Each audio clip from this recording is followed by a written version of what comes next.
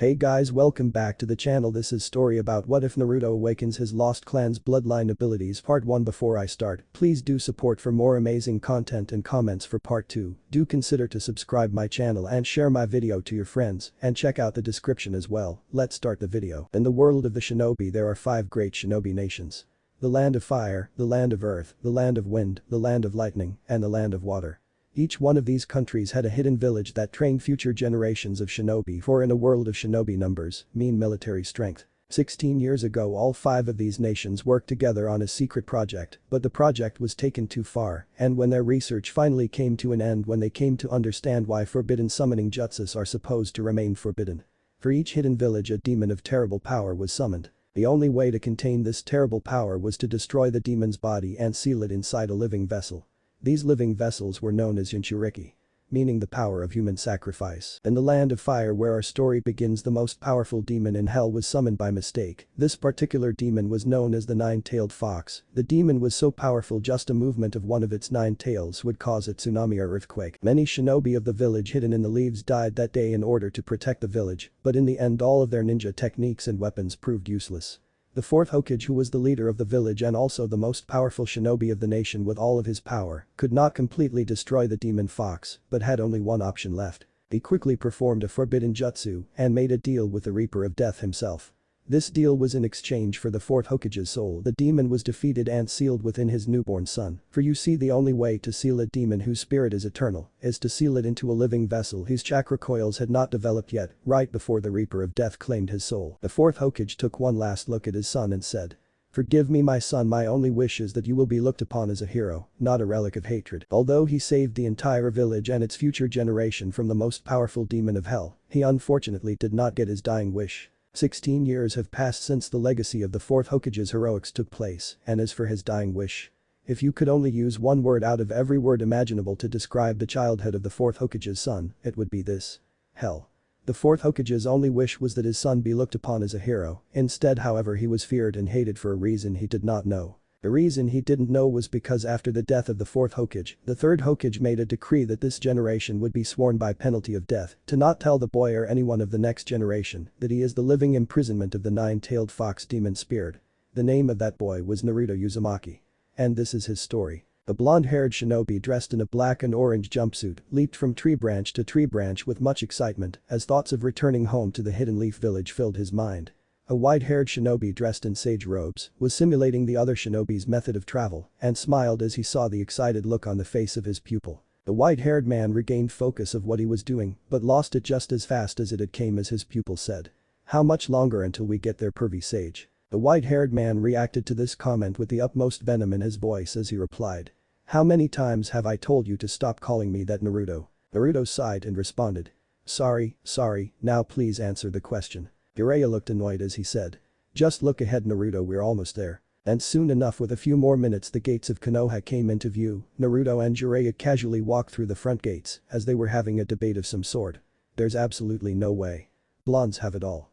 Jiraiya shot at his apprentice. A deadly-looking glare shifted in Naruto's eyes as he replied, "You've got to be crazy. Brunettes have it all. But besides, the hair color is not the only thing to look for in a girl." Jiraiya nodded his head in deep thought as he muttered, "Touché, my dear apprentice, touché." As Naruto and Jiraiya passes, the guards watched in wonder as one said, "Is that?" After this comment the other replied, "No, it couldn't be." A smile appeared on the guard's face as he said, "It is." Naruto and Jiraiya walked through the village and after a moment of silence Jiraiya said, "I have to turn in a progress report to Tsunade, and besides I haven't had a drink with her in 4 years. I'm sure you want to get reacquainted with some of your friends as well, so consider this a break." Naruto flashed his trademark grin as he replied, "Can do, Jiraiya-sensei." And with those words Naruto Uzumaki disappeared in a puff of smoke. Jiraiya smiled and walked to the Hokage's office as he thought, "Something tells me Naruto might get into some trouble." Jiraiya walked into the Hokage's tower and immediately dismissed the thought as he thought, "He'll be fine, I trained him after all." The Jinchuriki's Tale. Chapter 1. A Hero Returns. Naruto grinned wide as he ran carelessly through the streets of Konoha with the same smile on his face that he wore back when he was a genin. Our young hero got many curious glances from the young women of the village, but due to Naruto's blissful ignorance and carefree lifestyle, he paid no attention as he casually walked into his favorite restaurant, Ichiraku's ramen stand. Naruto sat down at his favorite seat in the restaurant as he said, "Hey old man, can I get a miso pork order?" Ichiraku looked annoyed at him being referred to as an old man as he shot back. Who are you calling an old man? A drip of sweat flowed down Naruto's cheek as he quickly said. Sorry. I didn't mean to insult you, I just haven't had some of your wonderful ramen in 4 years, and I guess I kind of got carried away. Ichiraku scanned Naruto for a good long second as he replied. Naruto, is that you? Naruto flashed his trademark grin as he said. Yep, I'm back, believe it. With those words a wide smile appeared on Ichiraku's face as he said. Hey guess who's back? The tall slender girl emerged from a doorway behind Ichiraku as she replied. I'm here, so who is it? Ichiraku just smiled and nodded to Naruto sitting in front of him. Am smiled and said. Hey cutie, what's your name? Naruto blushed and a drop of sweat appeared on his face once again as he responded.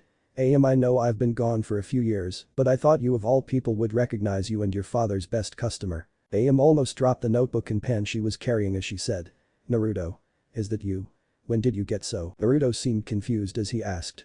So what? Am blushed slightly as she continued. When did you get so hot? Naruto blushed as well as he said. Haha, thanks a lot Am, coming from a girl like you that means a lot. Naruto flashed his trademark fox-like grin, causing Am to blush and smile as she replied. So Naruto, what can I get you? Naruto left Ichiraku's about 30 minutes later with a full stomach and a lighter froggy wallet. Naruto grinned wide and decided to take another look around town to see if he would run into any of his friends. As he was walking, a hooded figure leaning against a wall to his right spoke all of a sudden. Greetings Naruto, long time no see. Naruto eyed the hood figure up and down as an awkward smile appeared on Naruto's face as he said. I'm sorry, and you are? The hooded figure's facial expression from what Naruto could tell frowned as he responded. I'm crushed Naruto, even if it has been a few years I would think you would at least remember me. Naruto sighed as he thought. Is he sulking? Naruto eyed the hooded figure up and down again as he said. Shino, is that you? Shino nodded as he replied. It is good to see you again Naruto. Naruto smiled as he replied. Likewise Shino, likewise. Just as Naruto was about to walk away he sensed movement from above him. Naruto jumped a few feet to his right and narrowly dodged an older-looking Kiba, riding what appeared to be a horse-sized Akamaru. The enormous figure of Akamaru pinned Naruto to the ground and began to attack his face with his long, oversized tongue. Naruto tried all he could to resist as he said. Kiba, get your mud off of me. Akamaru barked a few times in Kiba's direction and something he said caught his attention. What's that Akamaru? There's no way this guy's Naruto, he actually looks strong. At this comment Naruto threw a punch at Kiba as he roared. Who you calling weak? Kiba, who narrowly dodged a punch, grinned with delight as he said. Well, it seems your temper didn't change much over the years. Naruto flinched out of anger as he said.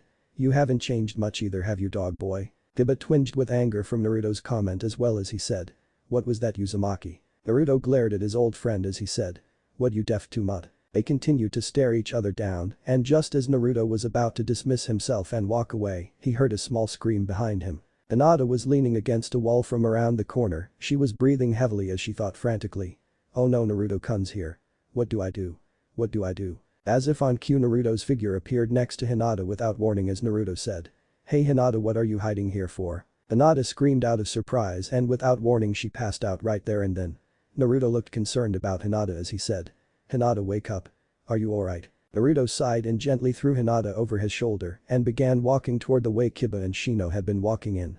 Naruto looked around but couldn't find Shino or Kiba anyway. Just when he thought about looking harder, out of nowhere, rain just started pouring hard. Naruto, who was concerned about Hinata getting sick, did the only sensible thing he could think of. He took Hinata to his home and laid her down in his bed. He got a towel and dried off her hair as gently as he could as he pulled covers over her.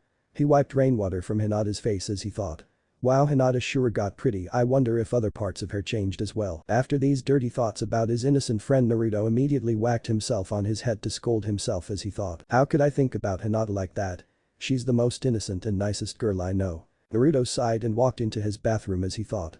I need a hot shower. The sound of running water filled Hinata's ears as what felt like a thick warm blanket was wrapped around her. She gently opened her eyes and seemed a little surprised and confused at where she was. She was in a small bedroom that looked like it was quickly cleaned while she slept. She looked toward the window and saw it was raining hard outside. She tried to think back to why she fell asleep in the first place, and her facial expression suddenly shifted as she thought. That's right, Naruto-kun's back.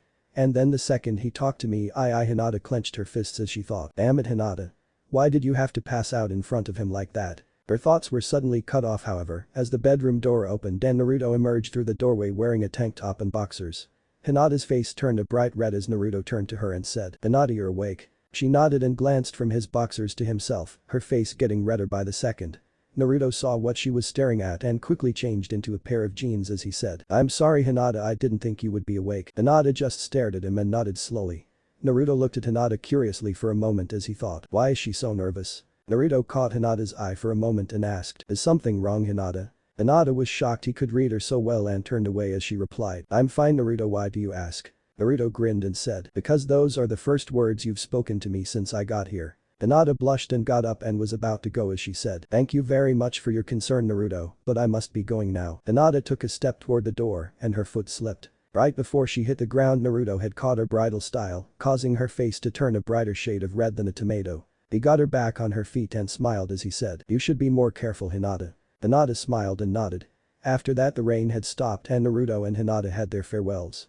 Hinata bowed to Naruto on his porch as she said, "Thank you very much for having me Naruto-kun." Naruto grinned and replied, "It's no problem, my home is your home Hinata-chan." Hinata blushed at the nickname and nodded as she happily made her way back to the Hyuga compound.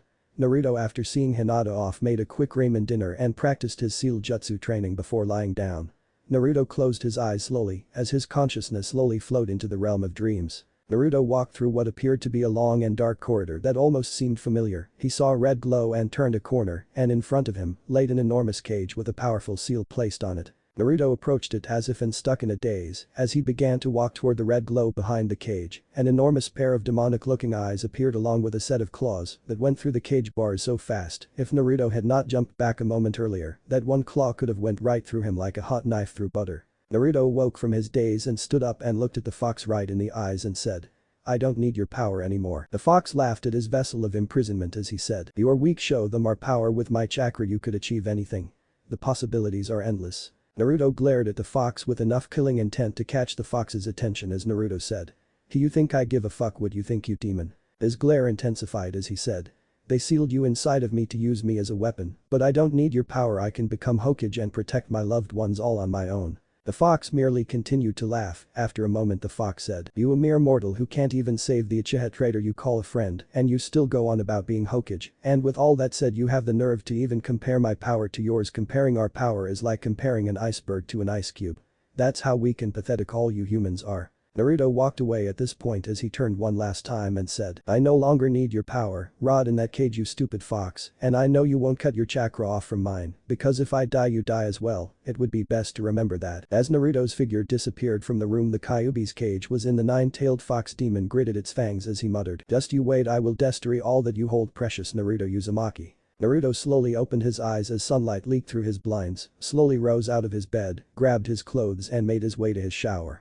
Naruto turned the hot water and sighed in relief as the hot water ran over his sore muscles, relaxing him. Naruto thought about the other day and how he started having these dirty thoughts of Hinata of all people. Naruto sighed and smacked himself one good time as he thought, "Damn hormones." Naruto turned off the water 15 minutes later, dried off and got dressed in his familiar orange and black jumpsuit. He clenched his fists and walked out the door with a smile on his face, locking the door behind him. It was a beautiful morning in Konoha and Naruto felt it was perfect training conditions. Naruto ran up a tree and leapt from tree branch to tree branch as he made his way toward the old Team 7 training grounds. Naruto made several shadow clones as they all charged up a Rasengan in each of their right hands and directed the attacks against the training post, causing the training post to blow to pieces. All of Naruto's shadow clones dismissed, causing the training experience and strain from all of his clones to transfer to Naruto all at once. Naruto felt a twinge of pain, but just as soon as it had come the pain subsided. Thanks to the Kyuubi's chakra of course.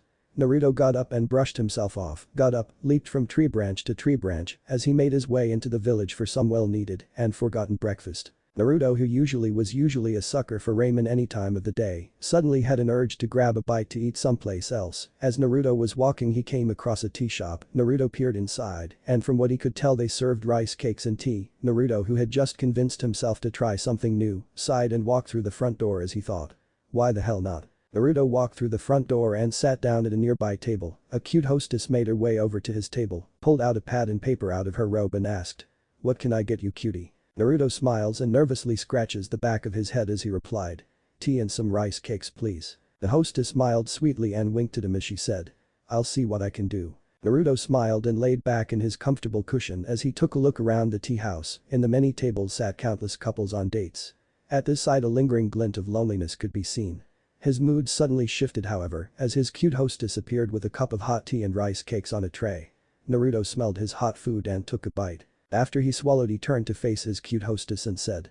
Thanks a lot, the food is great, sorry if I come out rude, but could you tell me your name? The hostess giggled and winked at Naruto as she said. Mine's Crystal, what's yours? Naruto flashed his trademark fox-like grin as he replied. It's Naruto Uzumaki. Crystal smiled and said. It's nice to meet you, Naruto, but if we flirt like this much longer I'm going to get in trouble with my boss, so I have to go. Naruto blushed and shook his head as he said defensively. I wasn't flirting. Crystal giggled and winked at him as she said. Sure you weren't. I get off at 7 by the way if you're interested, that is. Naruto blushed hard at Crystal's words and slowly nodded his head as she walked away. After Naruto finished he left the money on the table and walked through the streets of Konoha once again. Naruto's luck had began to change, apparently he had unintentionally flirted with a very attractive girl, and she willingly flirted back. Naruto smiled wide as a boost of confidence shot through him, like he was under the influence of a very powerful force. Naruto was walking through the Konoha forest and heard the sound of metal clashing as the figure of Tenten released a barrage of kunai down against what appeared to be another form of Tenten. The other form of Tenten was pinned down into the ground by the barrage of kunai the original Tenten had just unleashed. The substitute Tenten coughed up what appeared to be blood and then vanished in a cloud of smoke, leaving what appeared to be a lifelike wooden doll carved like Tenten down to the last detail. Tenten no longer wore her hair in buns as she did in her genin days. Her dark brown hair flowed down to the back of her butt and she wore standard Chunin gear, all of which were colored a tranquil white. She had black combat boots and above all she looked so hot. Wow, he had no idea Tenten was that hot, I mean damn. Tenten put the wooden replication of herself in a bag and got up. She began walking in his direction and a moment later he caught her eye. She smiled as she said. Naruto, is that you? Naruto smiled as he replied. The one and only. Naruto flashed his trademark grin with those words. Tenten smiled and eyed him up and down as she said. Sorry, you just look a little different. Naruto smiled and winked at her as he said. I could say the same about you. She smiled seductively and winked back as she said. Oh yeah? I'm different in what way? Naruto eyed her up and down once again as he said. Well, for one, with your hair down like that and those clothes you just seem so beautiful and strong. Tenten smiled at his compliment and thanked him as she replied. You seem grown up, Naruto, you seem more powerful, and let's just say I wouldn't mind taking you out for dinner. Naruto blushed and smiled at her words as he said.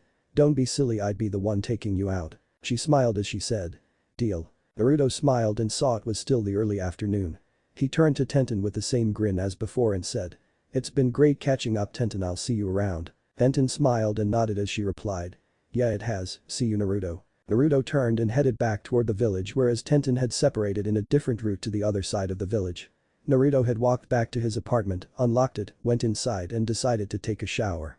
After Naruto had just gotten out and gotten dressed, an audible knock sounded from Naruto's door. Naruto immediately answered it and the form of an Anbu agent emerged from the doorway. Naruto eyed the Anbu curiously as he asked. You have a message for me? The Anbu nodded and said. Lady Hokage has requested your presence. And with those words the Anbu agent vanished within a cloud of white smoke. Naruto was excited, he hadn't been on a mission in 4 long years.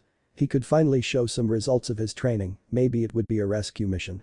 Or an assassination. Naruto flashed his trademark fox-like grin as he thought of the many possibilities. Meanwhile at the Hokage Tower, Tsunade had just finished what she considered a big chunk of her paperwork and felt a bit proud of herself. She looked around to see if she was alone, and the moment she did she pulled a scroll out of her robes, unrolled it, bit down on her thumb, made a series of hand signs, and smeared the blood across the scroll as she whispered to herself with a sly grin. Sake summoning jutsu. The bottle of sake manifested out of thin air in a thin layer of white smoke.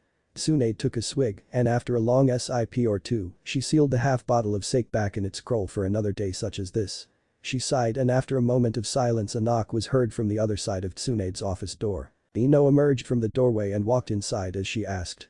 You wanted to see me, Lady Hokage? Ino had changed much since her genin days in the areas of intellect, power, but mostly beauty. Ino had changed a lot quite physically and recently she's been eye candy for much of the men in the village, young and old. Her ponytail ran all the way down to the back of her butt. She wore short-sleeved black t-shirt, which was tight enough to show off her bust. She wore a pair of tight black pants that showed off her curves. When she was younger she craved for attention, but now since she's had her share of that she just wanted to fall in love. You know. Have a sweet guy that's loving, kind, and strong. Tsunade, who was slightly flushed, smiled as she said. Yes, but your teammate has yet to arrive. Ino sighed and leaned against the wall as she asked. I hate waiting, by the way, who is my teammate? Before Tsunade could answer however the door burst open with a handsome, excited-looking blonde shinobi emerging from the doorway. The blonde shinobi kept a sly grin on his face as he said. Hey Tsunade, what's the mission? Ino eyed the blonde in confusion and looked at Tsunade and asked. Tsunade, who is this? Tsunade laughed and a moment later she said with a smile. This is Naruto Uzumaki, since he went to the ninja academy with you I was under the assumption you've met. Ino blushed hard, not because she didn't know who the mysterious shinobi was, no she was blushing because she had actually thought of Naruto as handsome. Since when did he look like that? Naruto grinned at her reaction and a drop of sweat moved down his forehead as he said. It's alright Ino, don't worry about it, you're not the first one to not recognize me. Ino merely nodded as she thought. Why am I acting so damn nervous? You're not 12 anymore, get a grip girl. Ino smiled and covered up her nervousness as she said. Hey Naruto, it's good to see you again, sorry I didn't recognize you, you just look different, Naruto smiled and eyes Ino up and down as he said. I could say the same thing about you. Ino blushed as she thought. Is he flirting with me? Tsunade motioned them to quiet down so she could explain the mission, she cleared her throat and said. You two have been training hard for years and have abilities that are considered to be Chunin level if not higher, you two have an Class A mission to protect and escort the daughter of the Lord of the Wind Country. Your mission is to get her to the hidden sand village at all costs, even if it costs both of your lives, understood? Ino bowed in response as she said. At once Lady Hokage. Naruto smiled and responded. I can't die until I become Hokage anyway, this will be a piece of cake. Tsunade nodded and said. Very well, you may come in now. A tall slender girl who was about 5 feet and 10 inches in height walked into the room, she was very beautiful with long black hair and makeup on her face. She bowed to Naruto and Ino and said. Thank you very much for protecting me, if there's anything I can do for you, she eyed Naruto with a sly grin and winked at him as she continued. Just let me know, okay? The setting sun shone brightly over the Hokage monuments as Naruto, Ino, and the daughter of the Wind Lord stood by the gates of the Hidden Leaf Village. They walked through the Konoha forest westbound toward the Wind Country and as they walked the daughter of the Wind Lord clung herself to Naruto's arm as she said. I'm so glad my daddy hired a big strong ninja to protect me. Naruto blushed and smiled as he responded. I'll risk my life to make sure you're safe. The Wind Lord's daughter flashed a sly grin as she said. My hero. She smiled and eyed him up and down as she asked. So my name is Jade, what's yours? Naruto smiled as he replied. I'm Naruto Uzumaki. Jade giggled at Naruto's sudden exclamation as she said. Cute name. Ino on the other hand was watching the Wind Lord's daughter and glaring at her with a burning look of jealousy embedded into her eyes as she threw herself into Naruto's arms like that. As she watched this girl a sudden realization hit her. Was she actually jealous of Naruto? When Ino woke up Naruto and Jade each were sleeping peacefully in their respective beds. Ino stood up and woke Naruto and Jade up and began to put away her sleeping bag and put out the fire as she got her things together. After about 20 minutes they had continued their mission to the hidden sand village, they had finally made their way out of Konoha forest and they now walked along a dirt road with a river running along the left side and some deep forest running along the right side. Naruto and Ino sensed movement from behind them, Naruto and Ino made eye contact, nodded and immediately turned around. Naruto immediately formed his trademark hand symbol as he called out. Shadow Clone Jutsu. Several shadow replications of Naruto's figure manifested in a cloud of white smoke. 3 clones protected Jade as Ino and Naruto rushed forward into the group of bandits that surrounded them. Several of Naruto's clones took out the small fry as Naruto charged up his Rasengan and rushed at the leader full force. The leader, who was not expecting such a rushed move, took full impact of the attack that flew through countless trees, landing in a fresh crater in the ground. Naruto made another group of shadow clones to keep the bandits busy as him, Ino and Jade disappeared without a trace. The bandit leader stood over the spot where their target was a moment before and swore to himself as he said. Damn, they got away. Naruto, Ino and Jade were all sweating hard as they walked across the seemingly endless desert. Naruto sighed and made shadow clones in order to carry Jade and Ino by carrying them on their backs and running along Naruto in a triangle formation. Naruto was sweating like hell as he was walking for many long hours, with the desert sun shining down on him hard, he felt like he was about to collapse, and so did Jade, but Ino on the other hand, seemed to hold a little more resolve as she bared the heat and resisted. Naruto looked forward and seemed to be caught in a trance as he moved toward what appeared to be a very naked Sakura, holding out a bowl of ramen and winking at him. Naruto rushed toward the figure of Sakura with his mouth drooling. The figure smirked as he thought. Just a little closer and when he drops his guard, he was cut from his thoughts however, as Naruto slams his fist into Sakura's chest breaking the Jinjutsu. The figure of Sakura stood up and wiped blood from her mouth as she smirked and released the transformation. The bandit was dressed in a traveling cloak and had a headband across his forehead, bearing a scratched out hidden grass village symbol. The figure of Naruto smirked as well and his form disappeared in a cloud of smoke. The missing ninja looked around constantly as he thought. A shadow clone. How did such an insignificant brat learn a technique like that? I thought it was at a Chunin level technique at least in that village of his. His thoughts were cut off as the form of Naruto popped out of the ground and slammed his fist against his jaw upwards very hard. Naruto made 4 clones instantly and had them kick him up. Naruto created another clone in midair and formed a Rasengan in his hand and thrust his hand down toward his enemy as he yelled. Rasengan barrage. There was an impact and a flash of light causing the bandit to fall into the ground hard in an explosion of chakra, leaving a crater in the ground, causing the shifting sand to pour in it.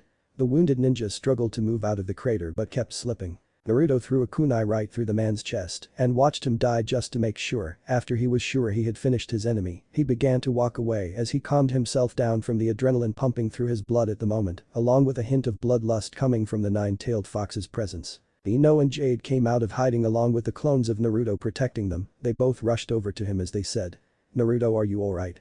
Naruto smiled and said, "Yeah, I'm fine, I just hope we get to the village soon." They both nodded in agreement and Naruto's clones carried Ino and Jade on their backs and they continued on their way to the village.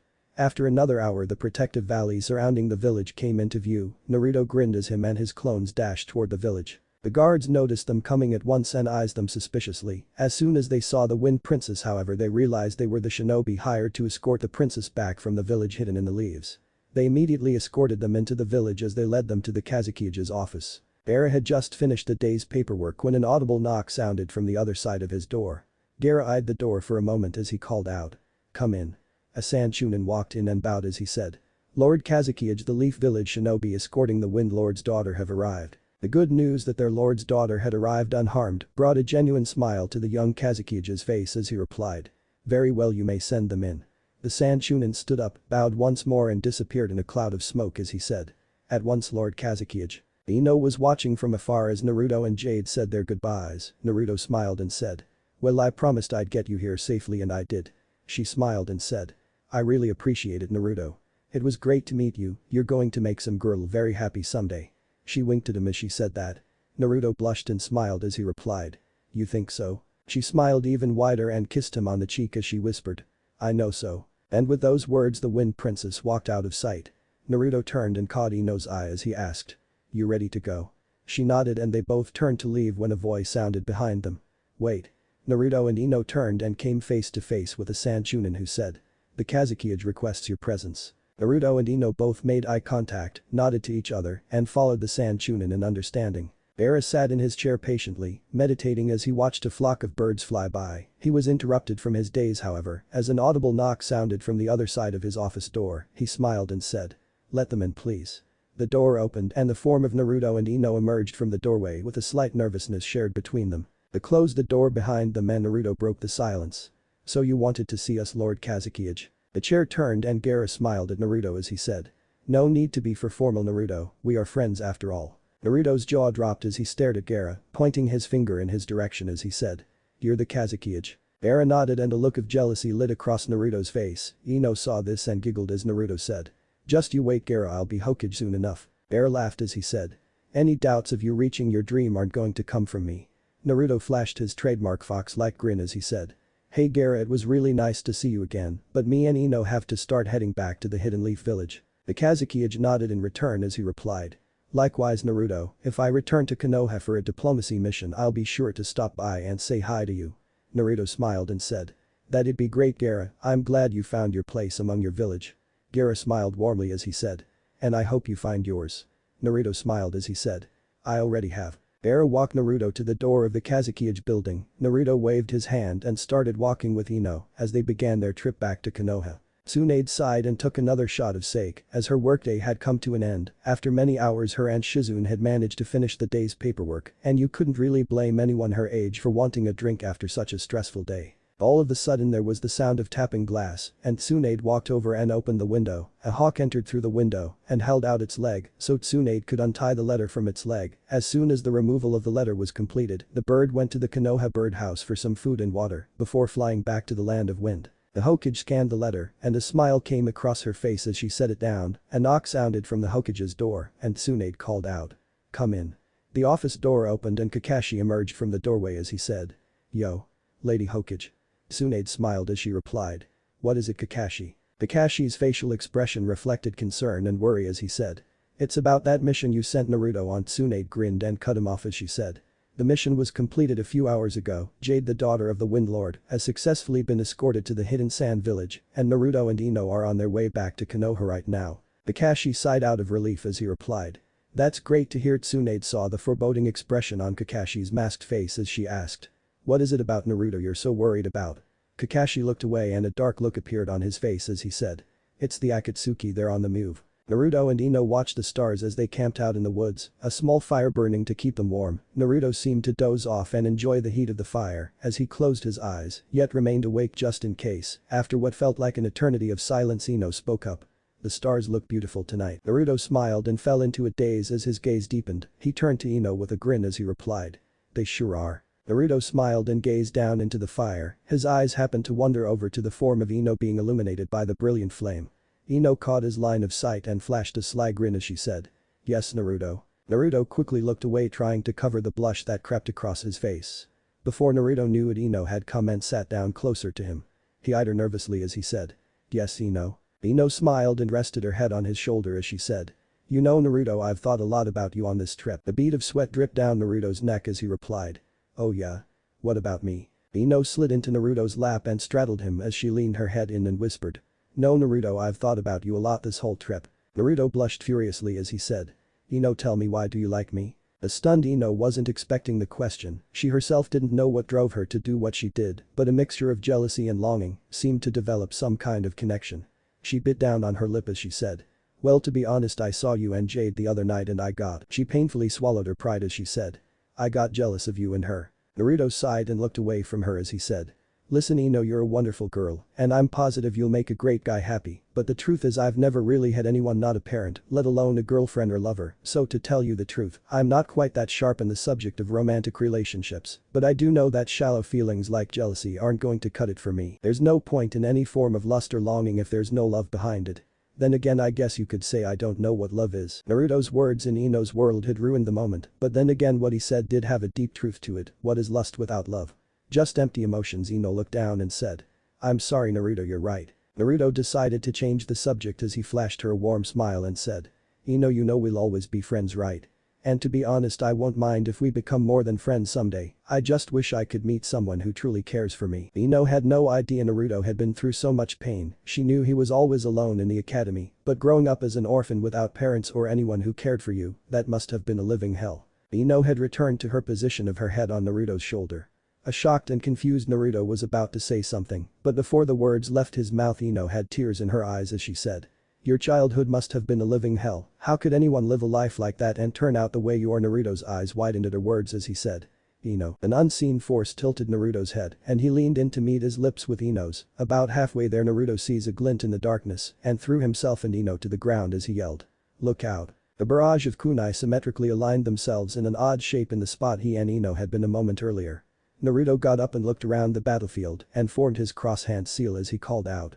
Come out and show yourself, you bastard. Mass Shadow Clone Jutsu. Several replications of Naruto's form manifested from thin air and began running through the forest in all directions searching for the enemy. One of Naruto's shadow clones was destroyed, transmitting the enemy's location directly to Naruto.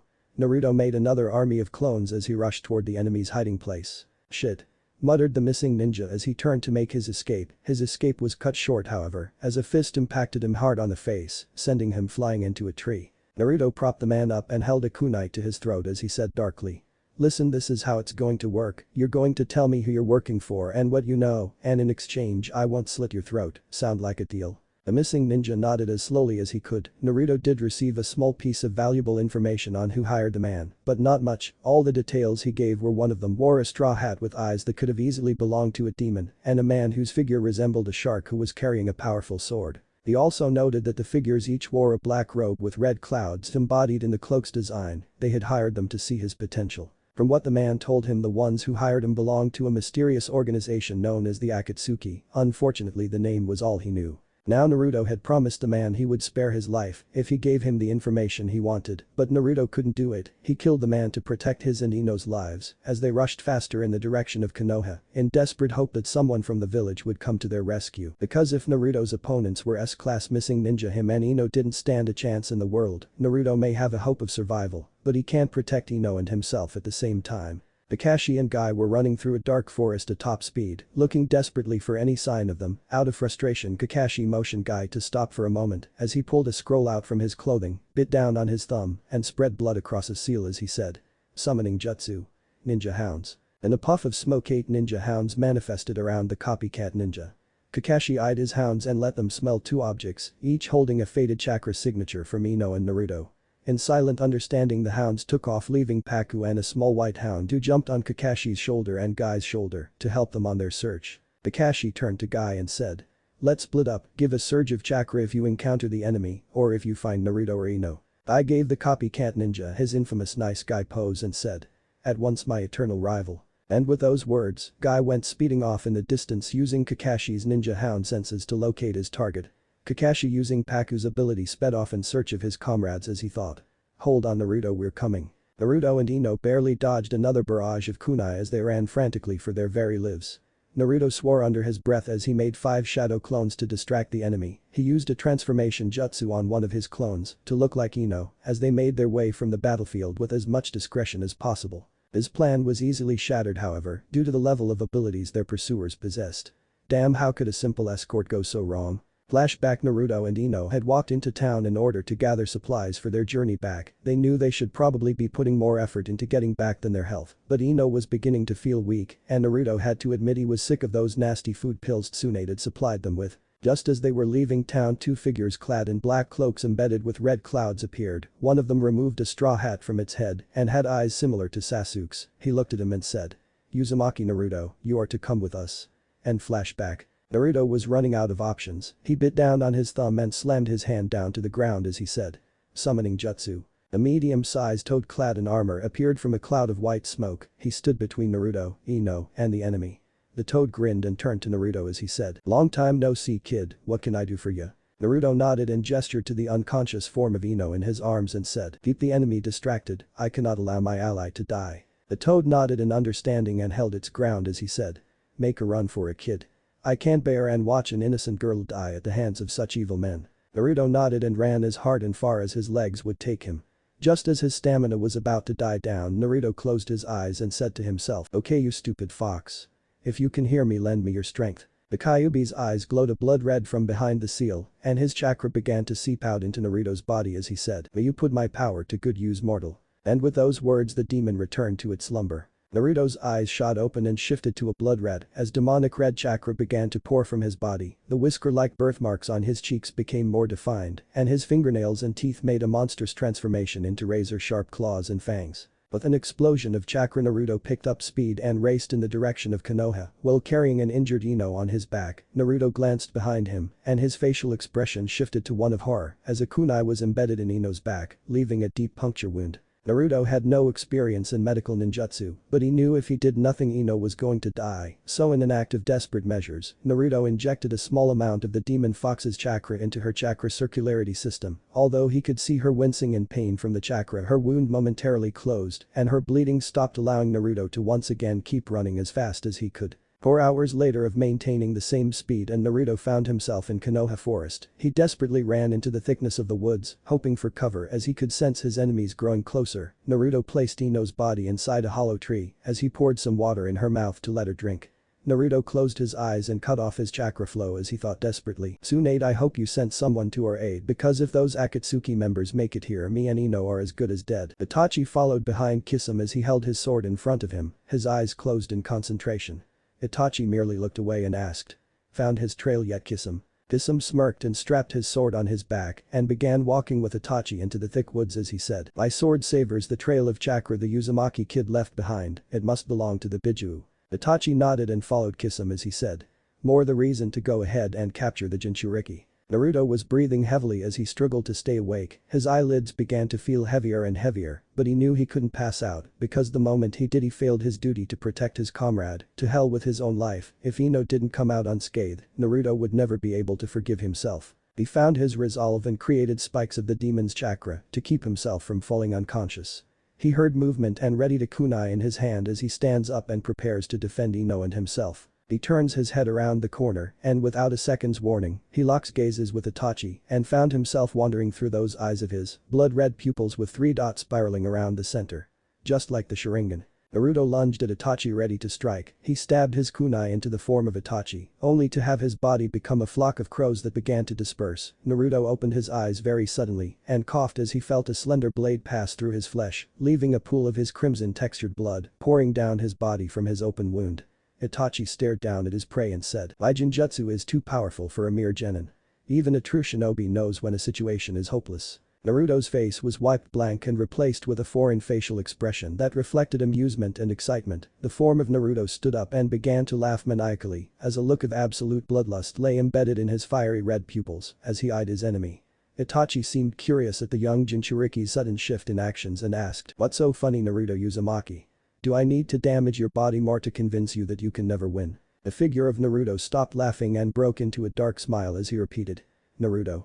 Sorry he isn't home right now, I'll gladly fight you in his place." Naruto's eyes shifted to a fiery purple and formed a pattern which resembled a fiery purple pupil, with a spiral of fiery neon green surrounding the pupil in the white of the eyes. Itachi immediately fell into a genjutsu of whatever entity possessing Naruto had planned, and when Itachi opened his eyes, he found impaled into long spikes that seemed to go on as far as the eye could see. Itachi for the first time in his life felt confusion and even a slight hint of fear as he thought, "Impossible. How could I fall into a genjutsu? My Manjutsu Sharingan is invincible." Naruto's form kept a steady gaze of his recently acquired Dijutsu bloodline limit and fell out of his trance as Itachi collapsed on the ground. Kisam's eyes widened in shock and looked back and forth between Itachi and the target Jinchuriki as he thought, "Impossible. How could Itachi, a pure-blood Uchiha's Manjutsu Sharingan be overpowered by a mere genin? The very thought of it is absurd. I have to retreat and report this to him right away." Kisam picked up his partner and jumped up to a high tree branch. He looked down one last time and locked gazes with the Jinchuriki. After a moment Kisam roared, "Don't think this is over, Jinchuriki." And with those words the two Akatsuki members disappeared, leaving an unsatisfied, bloodthirsty Naruto glaring in the direction his prey had been a moment earlier. He spat blood on the ground as he roared, "Cowards." Ino began to stir and open her eyes slowly as scenes of a forest battlefield filled her vision. She looked up at Naruto and was shocked at what she saw. "Is that? It is? A bloodline Dijutsu."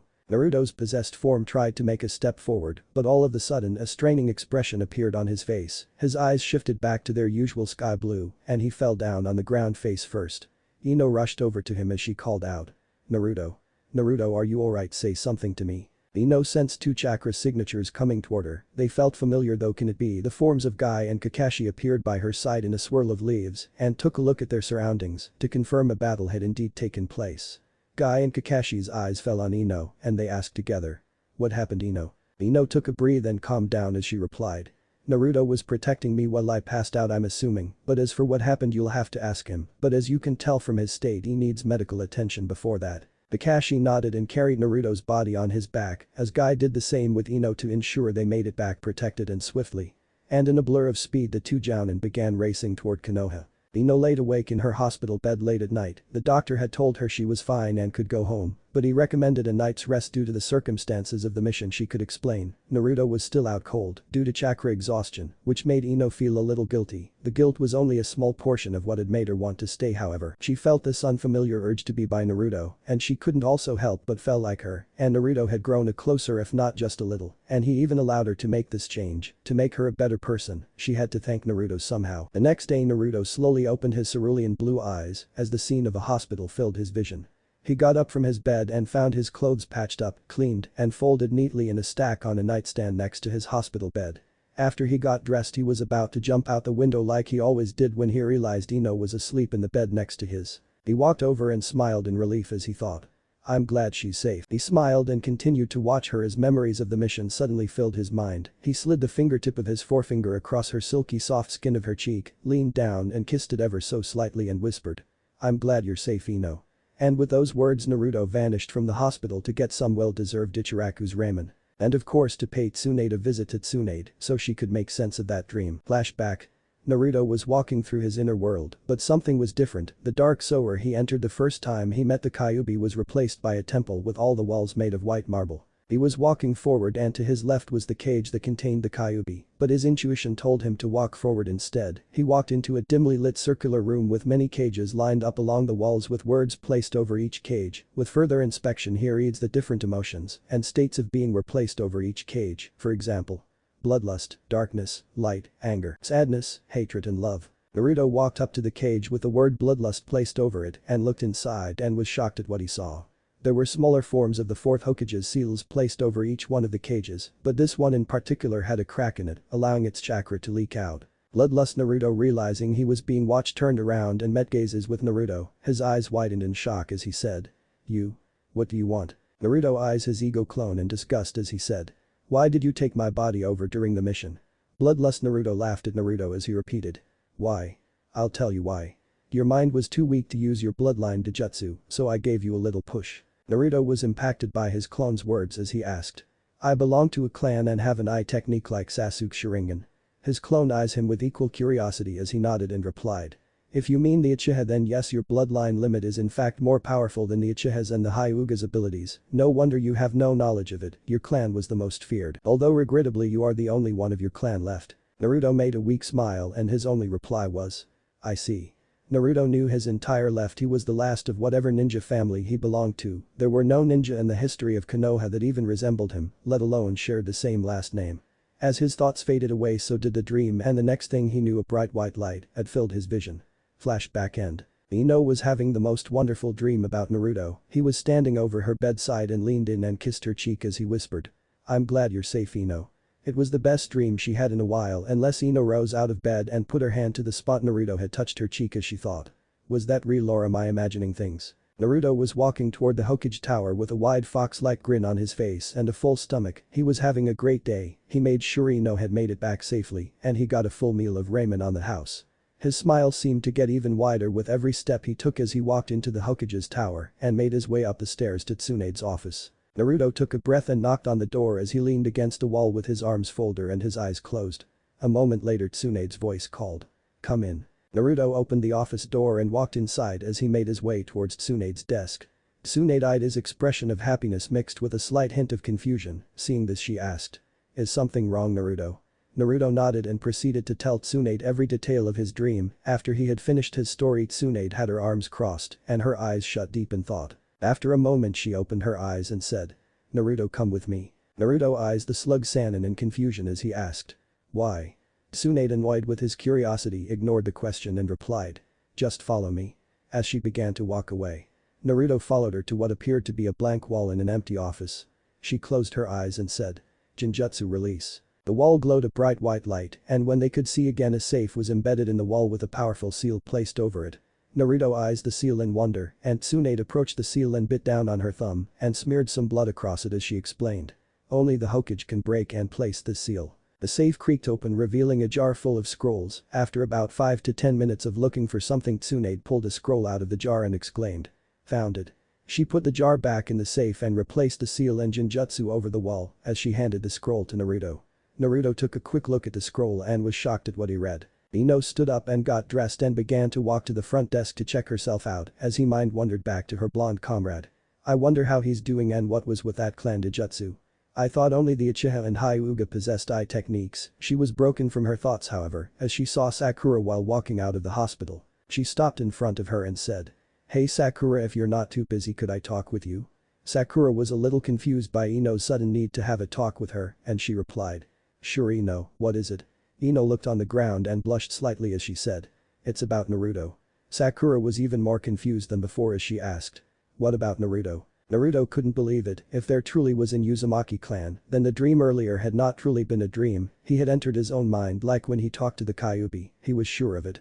But the fact that his clan were seal masters. You'd think a clan specializing in one of the most powerful form of the shinobi arts would be knowledge taught in schools, but since Naruto was the last in the bloodline, they had kept it hidden from him his entire life. Just like the Kyuubi, a glint of anger, hatred, and mental puzzle pieces fitting together could be shown in his eyes as he clenched his fists. Tsunade eyes his expression cautiously as she said. "Naruto, I know what you are thinking, but Sarutobi was trying to protect you. Your clan had many enemies and rivals, including the Hyuga and Uchiha of the last generation." Naruto clenched his fists tighter as he said. "I know that, but still that's such bullshit.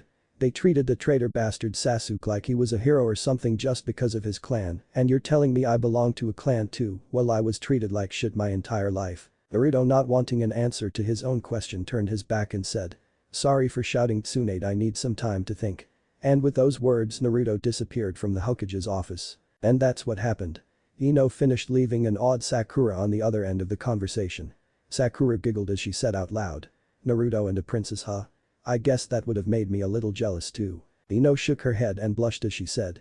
Sakura, you have no idea how great of a guy Naruto really is. I just hope he has room in his heart for me. Sakura grinned and put a hand on Ino's shoulder. Ino looked up in confusion as Sakura said.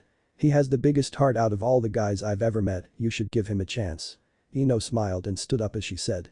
Thanks, Sakura. Sakura smiled as she said. No problem, Ino. Naruto sat atop the head of the fourth Hokage's head of the great stone faces and gazed over the village as he thought. Why, father? How could you seal such power in me? What did you want to accomplish by it? Naruto clenched his fists and strained his eyes shut as he dropped to his knees, as if some unknown force would just give him the answer. But it didn't come, and Naruto knew in his heart it never would. Naruto suddenly had this urge to scream, to let all the pain he had endured his entire life all at once. He was stopped, however, as a voice suddenly spoke in the back of his head. Feeling self-pity, are we? A voice snickered. What do you want? Naruto shot back in his mind. The voice's snicker became something more of a dark, maniacal laugh as the voice said. Well, aren't we in a good mood today? I was merely going to suggest you spend more time training your newly obtained bloodline Dijutsu than feeling sorry for your existence. That's exactly what your enemies want. It was Naruto's turn to snicker as he replied. You're fucking twisted, you know that. The voice laughed maniacally once again. After his laugh had died down, he replied. Perhaps, but I am also a part of your ego, so therefore you are just as twisted as you would put it yourself. Naruto was angered by this comment but ignored it as he said. Fine, I'll stop feeling sorry for myself, but as to your other request, I have no one to train my bloodline abilities. Naruto's bloodlust ego clone grinned maliciously in the back of Naruto's mind as he replied. And that's where I come in. Ino was on her way to the Hokage to drop some paperwork off for Sakura. Ino saw a glint of green light atop the Hokage great stone faces and peered closer, but couldn't catch sight of what it was as it disappeared into the wilderness of the Konoha forest. She was lost in thought for a few minutes, but shrugged it off as she continued her errand. She ran up the spiral staircase leading to the Hokage's office. As she approached it, she knocked on the door for a minute. After she was given permission to enter, she emerged from the doorway with a small stack of paperwork which she immediately placed on her desk. Tsunade sighed and said. Thanks, Ino. As she said that, she thought. Damn, more paperwork. Ino was about to leave, but a sudden impulse convinced her to stay, and she turned around and said. Lady Hokage. Tsunade eyes the blonde curiously as she replied. Yes, Ino. What is it? Ino looked away for a moment as she asked. You haven't seen Naruto around, have you? I haven't seen him since the mission. Tsunade, not expecting the question, narrowed her gaze and studied Ino for a moment as she replied. No, Ino, I haven't seen him since this morning, but on another topic, tell me, did anything happen between you and Naruto during the mission? Ino blushed and said. Not really. Tsunade held an unconvinced gaze and said. As Hokage, I order you to tell me every detail of the mission, and I mean everything. The Hokage said with a wink and a sly grin. Naruto was in a dimly lit circular chamber in his mind drenched in sweat. Standing across from him was his bloodlust ego glaring at him as he yelled. Earth-style forbidden art. Gravity seal jutsu. Naruto's ego clone held his hand in front of him, concentrating explosive green chakra into a symbol on the palm of his hand. He lunged forward and placed the seal on Naruto's chest. Naruto screamed in pain as the green chakra wrapped around his human frame. He tried to stand up but fell to his knees as he felt his weight double. What the hell is this? Naruto's ego clone snickered at his vessel's combined ego as he replied. This jutsu back in ancient times were referred to as chakra weights. Your gravity around your body is doubled, and your chakra control becomes seemingly impossible to balance when this seal is placed on you, but with enough training, you will be able to release the seal during battles and momentarily be blessed with almost godlike speed, accuracy, and chakra control, allowing you the upper hand in battle. The only problem with the technique is your chakra consumption rate is doubled, but seeing how you possess twice the chakra of the average shinobi, this technique should be perfect for you and at the same time train your body's endurance so we can start training those eyes of yours. Ino had just finished her story and the Hokage was pretty surprised. Naruto hooks up with a princess and rejects Ino. Also, what he said about love seemed so deep, such words could only come from someone growing up with such emptiness in their hearts. She looked up and said. Ino. Ino met her eyes with the Hokage as she replied. What is it, Lady Hokage? The Hokage merely smiled and asked. Do you love him? Ino blushed and looked down as she admitted truthfully. I don't know, I mean, I feel like recently we've been a little closer, but in truth I don't really know anything about him. The Hokage smiled at the blonde's observation with interest as she asked. What do you know about him? Ino looked away and said. Well, he's a great guy, he has a big heart, everyone and everything he holds precious he claims he will protect no matter what, he's loud and obnoxious sometimes, and he eats ramen like it's some kind of an addicting drug or something. Tsunade laughed hard, causing Ino's cheeks to become bright red in embarrassment as Tsunade said with a grin. Wow, that pretty much sums him up, doesn't it? Ino smiled and replied. Yeah, it sure does. Come on, you can do better than that, and you call yourself a Jinchuriki. I thought the living vessels of the great-tailed demons possessed power beyond the understanding of mankind, but here you are, a pathetic excuse for existence struggling to achieve an impossible dream. At that comment Naruto snapped, he stood up and roared. I am not weak. I will become Hokage. Naruto stood up and was shaking in anger, red chakra seemed to spiral upward from his body, his fingernails and teeth made a monstrous transformation into razor-sharp fangs and claws, and the azure orbs that were usually embedded in his eyes were replaced by a blood-red gaze that reflected bloodlust so strong it was literally radiating from him. Naruto lunged forward and slashed his claws down on the spot as bloodlust Naruto had been a moment earlier. The ego clone dodged the attacks as easily as stepping to the side as he taunted. My hasty aren't we? You've completed my first level of training, good luck. With a sudden jolt Naruto bolted back into consciousness, he stood up and concentrated the red chakra in his body as he began to run laps around Konoha to adjust to the weight of his body as he raced through the forest of Konoha. Naruto sat atop the head of the fourth Hokage deep in meditation. For the past few days Naruto had used the Kyuubi's chakra to adjust his body to the chakra weights his bloodlust ego clone had used on him. His body was getting stronger and stronger, but as he found out later, physical strength is not all there is to being a shinobi. From bloodlust Naruto's training, Naruto unlocked another part of his ego. Light Naruto. Flashback. But you told me if I became strong enough you'd teach me how to use my clan's Dijutsu. Naruto shot at his ego clone. Bloodlust Naruto, who seemed amused by his combined ego's reaction, grinned sinisterly as he replied. You are correct, I did say if you became strong enough I'd teach you how to use your Dijutsu, however you have not held your end of the bargain as of yet. Naruto spat on the ground as he shot back. Bullshit. My body's strong enough to endure anything you or anyone else can throw my way. Bloodlust Naruto merely snickered as he replied.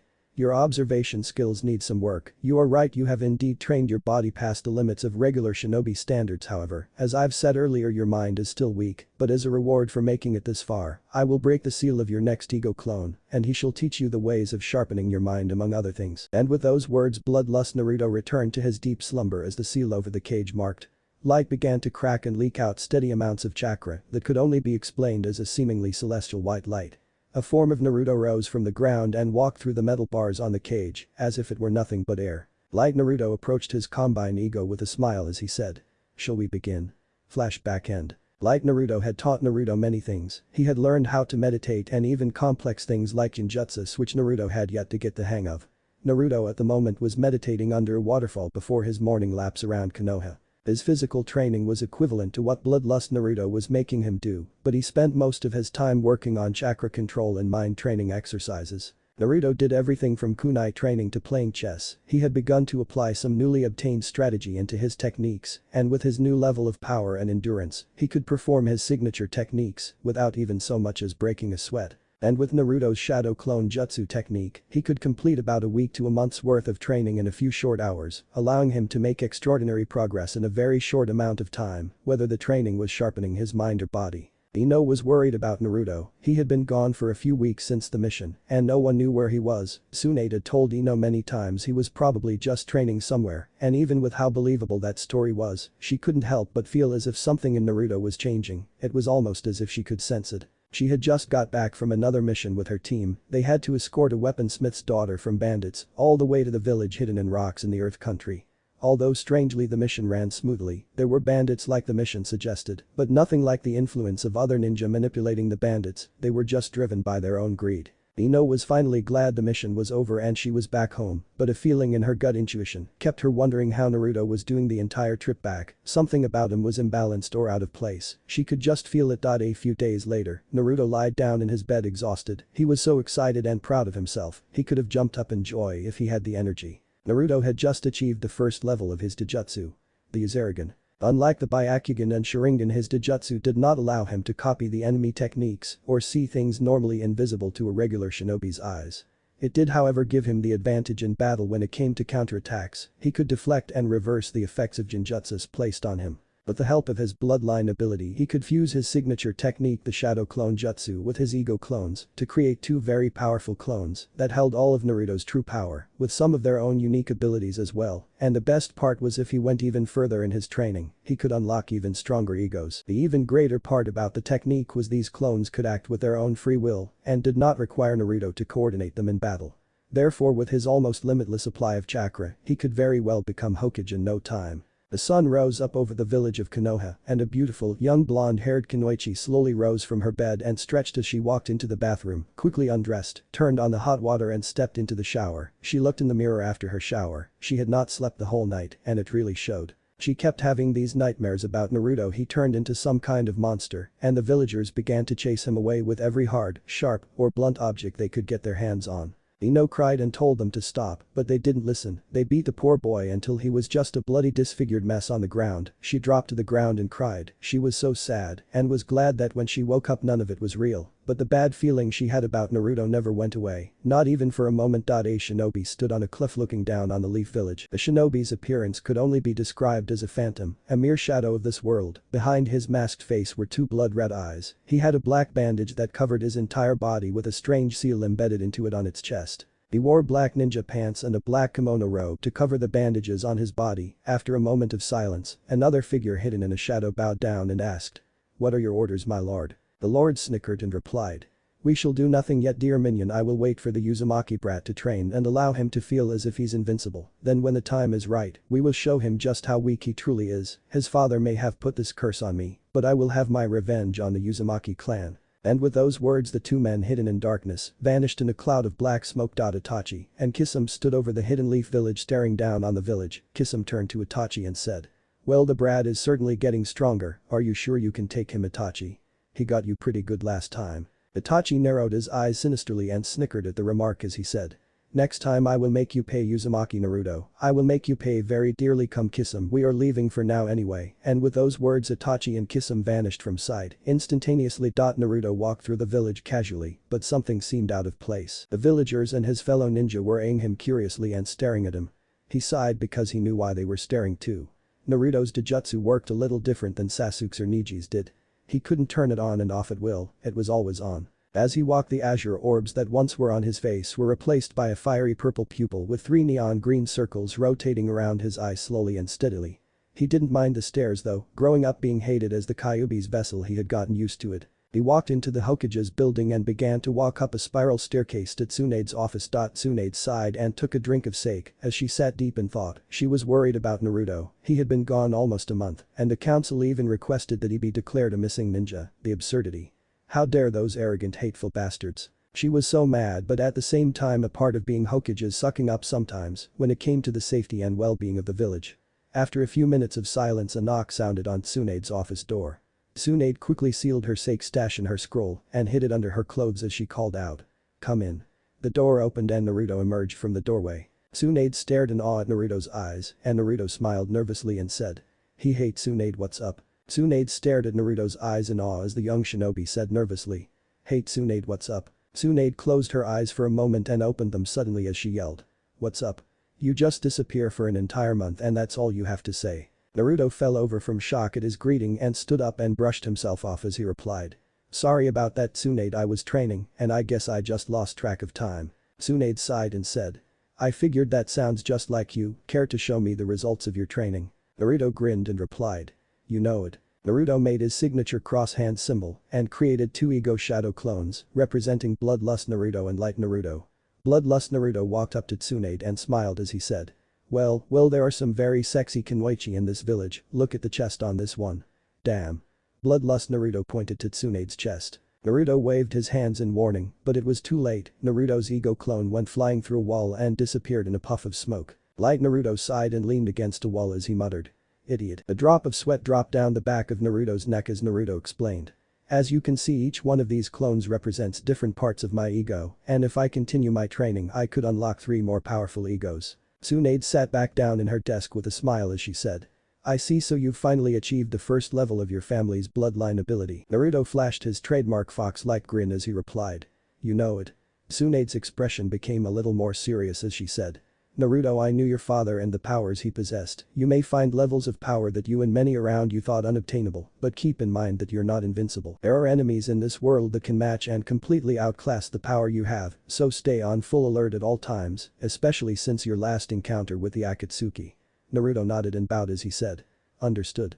Thank you Tsunade, now if you'll excuse me I have some training to attend to. Wait Naruto, there is one more thing I have to say to you before you leave. Naruto turned around and faced the fifth Hokage as he replied. Yeah? What is it? Tsunade nodded and said. It's about Ino. I know you and her have gotten closer during your last mission, and on that topic, she's been worried about you ever since you disappeared about a month ago, so just let her know you're okay, will you? Naruto didn't say a word, he just nodded in acknowledgement and disappeared with a small puff of white smoke. Tsunade smiled as she thought. Well, it looks as though Naruto's not only progressed in training his body, but it looks as though he's been sharpening his mind as well. His level of manners did lack formality like many villagers when it came to addressing her, but then again he was always like that, it was how he grew up, so this was quite an improvement of his character. Ino sighed and took a sip of hot coffee as she stood at the spot where her and Shikamaru were supposed to meet for a training session, but he not show up yet. She felt angry, but lacked the energy to express it as she took another sip of her caffeinated beverage. After a few minutes she finished her drink and threw it on the ground as she felt a burst of energy. She yelled out. Shikamaru, hurry up you lazy ass bum. After about 10 minutes a tired-looking Shikamaru emerged from behind a bush and took a sip of his own coffee as he said. Sorry Ino, I didn't get that much sleep last night, can we reschedule this for later? Ino was a little angry at his comment, but she had to agree with him for once. She didn't get that much sleep as well, and to overly exert her body would only bring negative consequences. She sighed and replied. Sure Shikamaru, we'll try another day. He sighed in relief and thanked her before walking home to pass out in his bed once again. Ino walked to the training area herself to relieve herself of some stress. Naruto jumped from tree branch to tree branch in search of Ino as he went from training site to training site. After about 10 minutes of searching, Naruto has become very fast due to his physical training, and that's with his chakra weights on. Naruto heard a loud sound in the distance. He went closer to investigate and found Ino pummeling a training post as she said to herself. Stupid Shikamaru. Stupid training. ARRGH. And with a final blow, she smashed the training post to pieces as easily as if it were made of glass. Naruto jumped down from the tree he was watching in. Ino sensed movement behind her and turned around, a kunai ready in her hand as she came face to face with Naruto. Naruto smiled nervously and said. Hey Ino, how's it going? How's it going? Ino repeated angrily as she approached Naruto. Naruto puts his arms up in defense. He put his arms down a moment later as he said. I'm sorry Ino, I just got caught up in training these eyes of mine. Naruto pointed to his eyes and Ino looked in awe. The next thing Naruto knew, he was slapped hard across the face. Ino looked as angry as ever as she yelled. Did you have any idea how worried I was about you? You're such an idiot Naruto. God, sometimes you just drive me fucking crazy. But those words, she dropped down to her knees and began to cry into her knees. She looked up and made eye contact with Naruto as she said through teary eyes. Naruto, don't ever disappear on me like that again, I was worried about you. Naruto pressed his hand against the place on his cheek Ino had slapped as his eyes widened in realization and he thought. She actually cares about me. Naruto took a step forward, pulled her into an embrace and said softly. I'm sorry for leaving like that Ino, next time I'll talk to you before I go anywhere, alright? Ino wiped tears from her eyes as she nodded and embraced Naruto tighter. They just stayed like that for what seemed like hours, but in actuality it was more like 10 minutes. After a few moments of silence Naruto broke away and said. Come on Ino, I'll buy you breakfast. Ino blushed and looked down as she replied. You don't have to, I can pay for myself. Naruto flashed his trademark fox-like grin as he replied. It's fine Ino, I insist. And with that final statement Naruto and Ino walked back to the village together. Naruto and Ino ate at this breakfast place that had just opened in the market district of Konoha, and after the meal Naruto had entertained Ino with stories of when he and Jiraiya traveled all over the shinobi world for his training. Ino was amused and laughed at many of his stories, and after Naruto had paid their check it was almost noon. Naruto and Ino were walking side by side in an uncomfortable silence. Naruto wanted to say something and felt slightly embarrassed by it. He closed his eyes and took a deep breath and thought. Alright, here I go. Naruto opened his eyes and said. Hey Ino. Ino looked up at Naruto curiously as she replied. Yes. What is it Naruto? Naruto blushed and watched where his feet were going as he said. Well, I was wondering if you're not busy later that maybe me and you could, I don't know, go somewhere and hang out together I guess. Ino giggled at Naruto's attempt to ask her out and she said. Naruto Uzumaki, are you asking me out on a date? Naruto's blush intensified and all he could do was nod as his final answer. Naruto looked up and asked. So is that a no? Ino shook her head and giggled again as she said. No Naruto. I'd love to go out with you tonight, what time? Naruto spaced out for a moment as he thought. Damn, I should have thought about this ahead of time. Ino snapped Naruto out of his trance and waved her hand in front of Naruto's face as she said. Naruto, are you alright? Naruto nodded quickly and said. How about we meet at the entrance to Rosemary Park at 8? Ino nodded and smiled as she said. Sounds good. Naruto and Ino said their goodbyes as Naruto went home to change his clothes and wash the clothes he was in now. Ino went home and decided to wash up for her and Naruto's dinner date.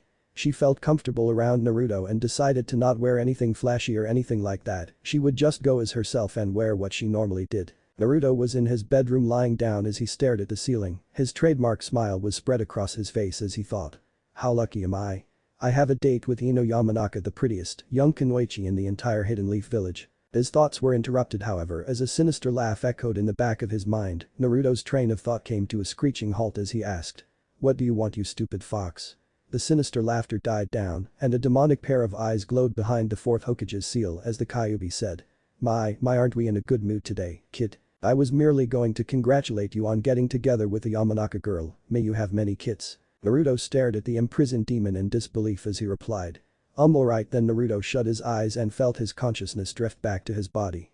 When Naruto opened his eyes and he was once again back in his body, he had a puzzled expression on his face as he said out loud.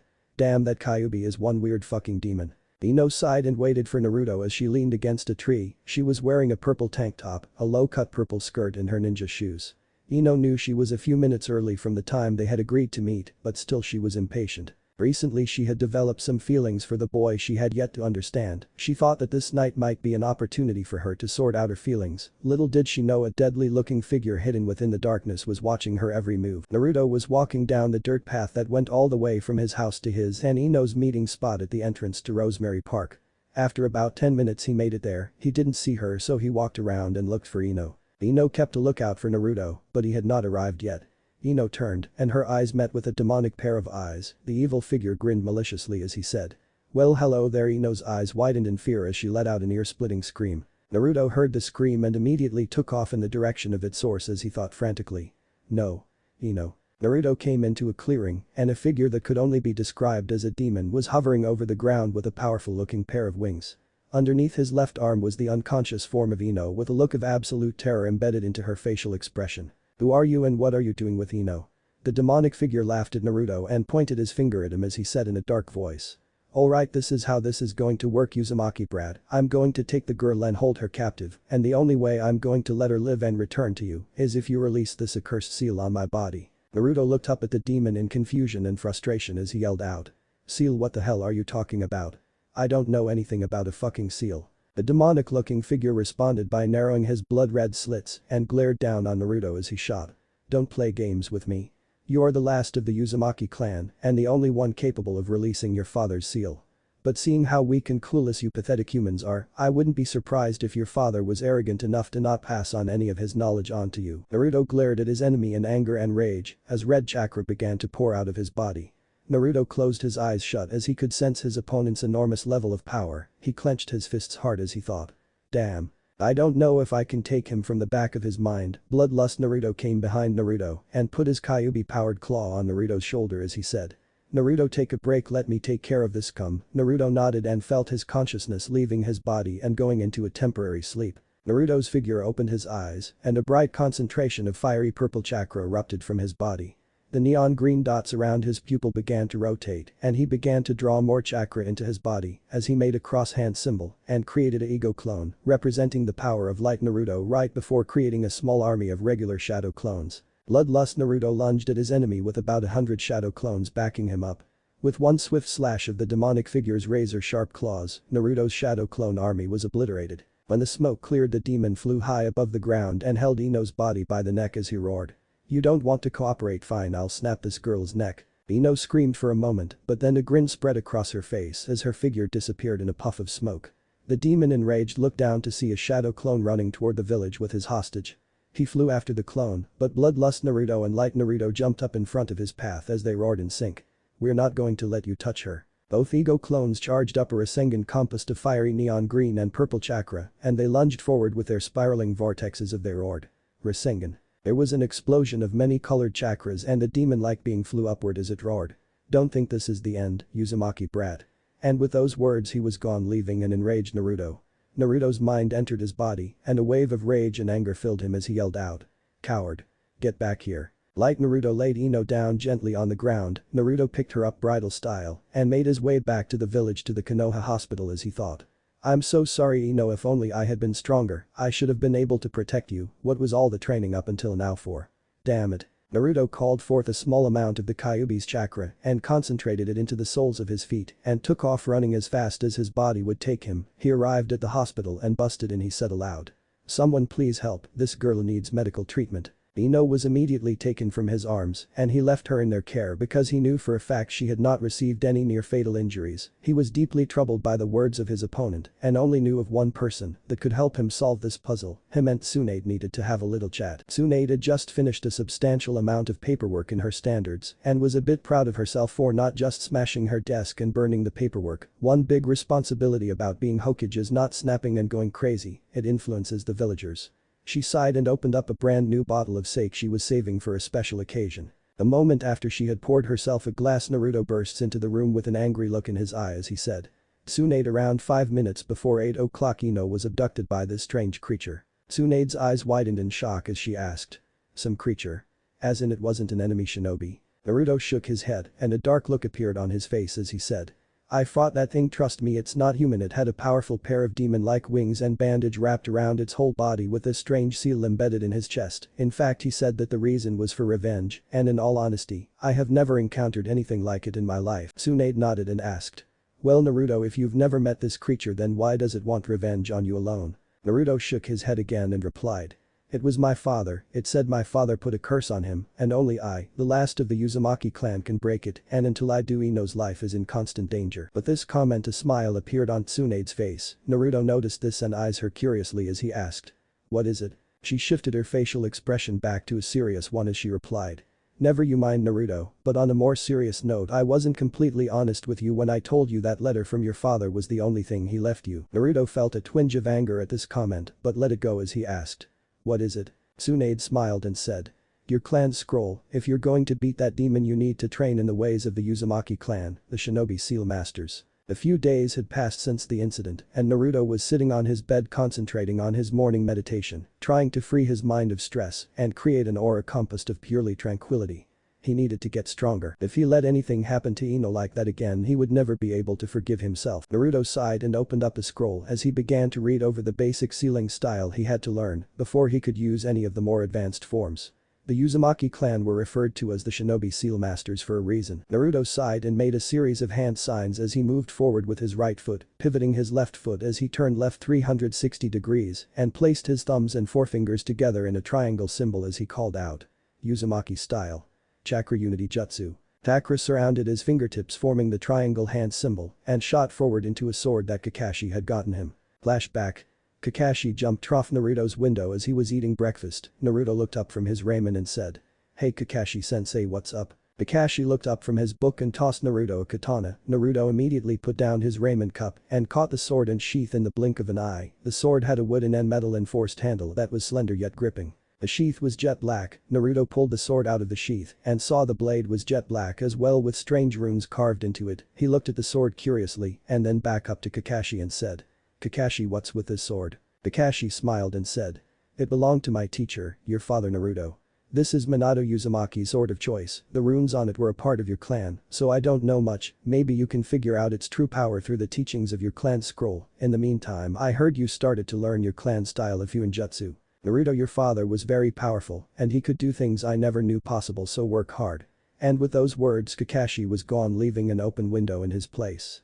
Flashback end. The runes on the sword began to glow bright red and a barrier of chakra began to form around the blade. Naruto's heart was throbbing from curiosity and excitement. The chakra formed the shape of a lock and then a moment later it broke off. Naruto watched in excitement as he thought. I read about this jutsu in my clan scroll. It's a powerful sealing jutsu called the chakra lock. But Naruto knew how complicated and advanced the jutsu was even if he didn't fully understand it, so on that fact alone, he was able to deduct that whatever it was meant to be passed on to him. A malicious laughter sounded from the back of his head and Naruto clenched his fists in annoyance as he shouted in his head. What do you want, you stupid fox? Demonic red eyes narrowed and glowed from behind his seal in the darkness as he said. Foolish vessel, can't you hear the sword speaking?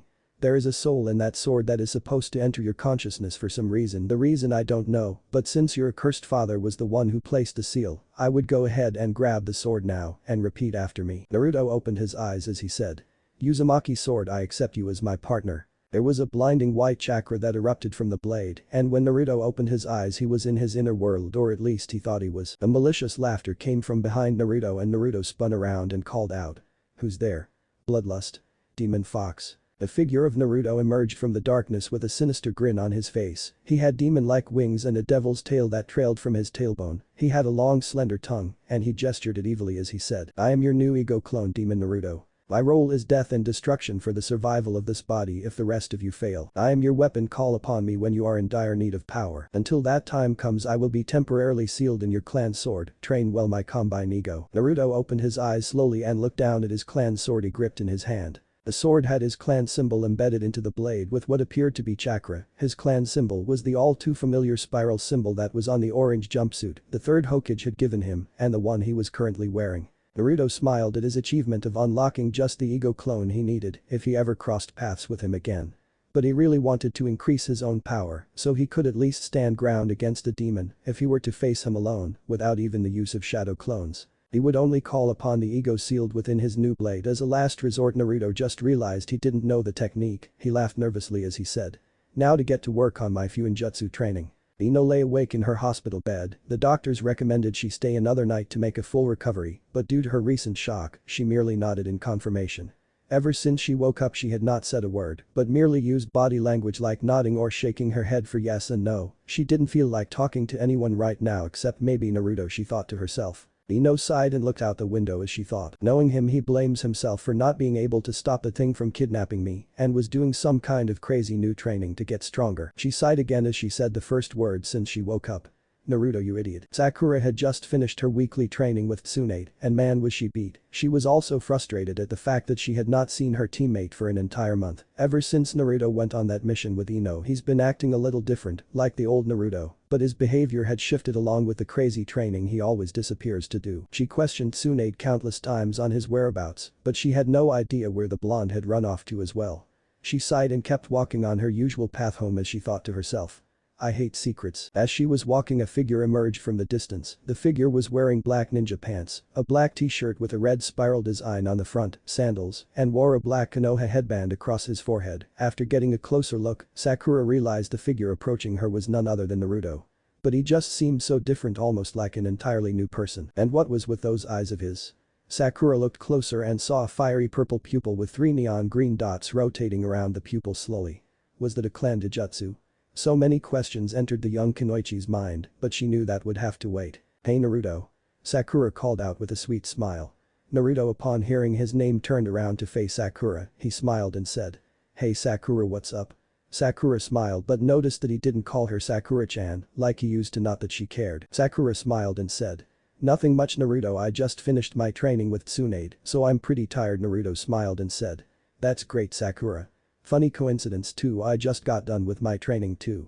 Sakura smiled as she thought. "I should have figured." Sakura leaned against a nearby fence and asked. "Oh yeah? You working on a new technique?" Naruto grinned as he said. You could say that. Sakura smiled and said. "Well Naruto, you want to grab a bite to eat? You could even call it that date you always wanted." Naruto's reacted a little uneasy at this comment and he put on that signature smile he does whenever he masks his true emotions as he replied. "I'm sorry Sakura, I can't, maybe some other time, okay? Anyway, I got to go, bye." And just like that he was gone. Sakura walked back home with an almost hollow feeling in the pit of her stomach as she thought. Naruto turned me down on a date. Is he really over me? Inner Sakura sighed and said. "Sakura, you can't really say this is unexpected. I mean, you did treat him pretty badly, even when he risked his life to bring Sasuke back for you." Sakura looked a little sad as she thought. "But I've been nicer to him. Ever since I asked him to bring back Sasuke for me, he's been different." Inner Sakura frowned at Sakura's ignorance and continued. "When that happened, he sacrificed his own happiness for your happiness. That's how much he cared, and even then you turned him down. I don't think there are many men, let alone shinobi, in this world who would go that far without at least moving on romantically. And you already know him and Ino have gotten closer, so don't ruin this for her." Sakura sighed and an empty look settled in her eyes as she thought. "Alright, you win." Sakura thought to herself as she walked through the front door to her house. Ino got up from bed and began to get dressed. Her team wasn't supposed to meet for another few hours, but she wanted to get some fresh air anyway. Right as she was about to leave there was a knocking sound coming from her bedroom window. She turned around and about 5 feet away from her, separated by a barrier of glass, was Naruto. He smiled and said, "Hey, can we talk?" Ino nodded and opened the window allowing Naruto entry. Naruto sat on Ino's bed and looked her in the eyes as he asked, "So have you been feeling well since what happened?" She nodded her head and there was an awkward moment of silence. A moment later Naruto turned to her and said, "Ino, if I was stronger I could have protected you." Ino sighed and turned to Naruto with an expression of concern as she said, "Naruto, I knew you would blame yourself for what happened. Listen, you protected me, you were there for me when I needed you, become as strong as you want, but please don't let me become a burden to you. I mean you are going to be Hokage someday, right?" Naruto smiled and said, "I've been carrying a burden larger than you could possibly imagine my entire life, so you don't have to worry about that." This comment piqued Ino's interest, but Naruto cut off her train of thought as he continued. "And besides, the Hokage protects everyone, especially the ones he holds precious to him." Ino blushed at this comment and looked down. She was about to say something, but Naruto spoke again. "Ino, growing up I never knew any comfort or love of any form. I had no friends, no parents, everybody hated me or wanted nothing to do with me. My life always had this void of emptiness. Sometimes I even questioned my own existence. I would sometimes ask myself, what was my purpose for living?" He smiled at Ino and said, "Ever since I became a genin I've met many people who I consider precious to me, but you, Ino, are the most precious of all people. Ino, when I'm with you, I feel like that void is complete." Neither knew who started it or what had caused it to happen, but the next thing the two blondes knew, their lips had met and they were embracing each other. After what felt like an eternity they pulled their lips away slowly, staring into each other's eyes. Ino looked at her watch and it was 10:15 p.m. Damn, she was 15 minutes late. Ino smiled and said, "Naruto, believe me when I say I want to stay with you right now, but I'm late to train with my squad." Naruto nodded in acknowledgement and asked, "Tomorrow?" She smiled and nodded as she said, "Tomorrow." And with those words the two blonde shinobi vanished in clouds of white smoke, each going their own ways. Ino was running in the direction of her squad's training grounds as she thought, "Shit." She finally arrived, surprised to see her squad not training without her like she thought they would, but instead they were all waiting for her patiently. She ran up to Asuma and asked, "What's up, Asuma-sensei?" Asuma smiled and said, "We have a mission briefing with Lady Hokage, come on, we're leaving." Ino nodded and followed her team as a blush rested on her face as she thought about what had happened earlier and what he said. Then something hit her, she wouldn't be able to see Naruto tomorrow if she was going on an important mission. Hopefully it would be a C-rank mission or something that could be accomplished as soon as possible. Ino sighed. Shikamaru was analyzing Ino's strange behavior but stopped as soon as Ino met his look with a deadly glare. Naruto smiled at his luck as he created an all too familiar hand symbol as he called out, "Ego Clone Jutsu." 3 separate replications of Naruto appeared from the darkness, each holding a different variation of Naruto's original form. Bloodlust Naruto wore an expression of curiosity and resentment, while Light Naruto stood against a tree with his eyes closed and his arms crossed. His facial expression reflected balance and neutrality. The last replication of Naruto took the form of a demon. Blood-red slits replaced his usual azure orbs that usually rested in his eyes, and his fingers and teeth were replaced with deadly-looking sets of razor-sharp fangs and claws. On his back were 2 powerful and demonic-looking wings. He opened his eyes slowly and stared at his combined ego in curiosity and waited for whatever reason him and the rest of his ego clones were called out. Naruto turned to the 3 separate manifestations of his ego with a sly grin on his face as he said, "Time to start working on a new technique." A similar grin appeared on Light Naruto's face, and a pair of malicious and sinister grins appeared on Bloodlust Naruto and Demon Naruto's facial expressions, as they all thought in unison, "This is going to be fun." Ino sighed as she and her team were heading home from another easily completed C-rank mission. The mission was a surveillance and information gathering mission that happened to fall into her specialty when it came to her clan's basic signature technique, the spirit transfer jutsu. Her teammates protected her body as she infiltrated and obtained information from a seemingly local military institution, but after further investigation, she discovered they were doing forbidden experiments to create a genetically altered shinobi for future use in combat, almost like living expendable ninja tools, because you couldn't necessarily call them human. The research of this advanced stuff would of course take decades to complete, so the information they deliver will probably be given to Anbu Black Ops in order to sabotage the project and eliminate anyone with information about it or connected to the project in any way. Or at least that was how Ino looked at it. They avoided combat at all costs, and Asuma had already sent a carrier bird with the information they had discovered, so all that was left was to release the technique and head home. They were about 5 hours away from Konoha, and she couldn't stop thinking about Naruto the entire time. That one kiss, whether she openly admitted it or not, was everything to her. From that alone she could feel his entire life of sadness and emptiness he spoke of, and an overwhelming sense longing for happiness. She had no idea how bad he needed someone to be there for him. Even someone as strong as him had a gentle and romantic side. If even for just a moment she wanted to give him that comfort. She couldn't bear to be away from Naruto for too long. Was this what love felt like? Ino thought all this to herself quietly as her and the rest of her ninja squad jumped from tree branch to tree branch, onward to their home village. Naruto had used so much energy mastering his new technique he could hardly stand. His body was shaking and aching all over, and his entire body was drenched in sweat. He had no idea how powerful his ego clones were in attack formations and combinations. It was like Naruto was his own small army, and each one of his ego clones could mold their own sources of chakra and create each one of their own armies of shadow clones in sync, which in theory made Naruto his own ninja squad. The possibilities were endless, and every time he unlocked a new ego clone his power grew exponentially. Sasuke's Sharingan and Niji's Byakugan felt inferior and weak compared to his Uzeragan and his ego clones. But he still realized he had a long way to go if he truly wanted to become Hokage. Naruto smiled and dismissed his ego clones as he walked towards the Konoha hot springs as he thought. A bath sounds really good right now, I could use a break. And with those final thoughts Naruto went into the changing room, undressed and folded his clothes, and slipped into an empty bath as he said out loud. "Ah yeah, that feels so great." He flashed his trademark fox-like and leaned his head back as he drifted into a silent state of meditation. He heard whispers and giggles of girls from behind a wall. With his enhanced sense of hearing he could head what they were saying. "Girl number 1. Is that him? Girl number 2. Yeah, that's him, isn't he hot? I mean, take a look between his legs." "Girl number 1. Azura, why are you so perverted?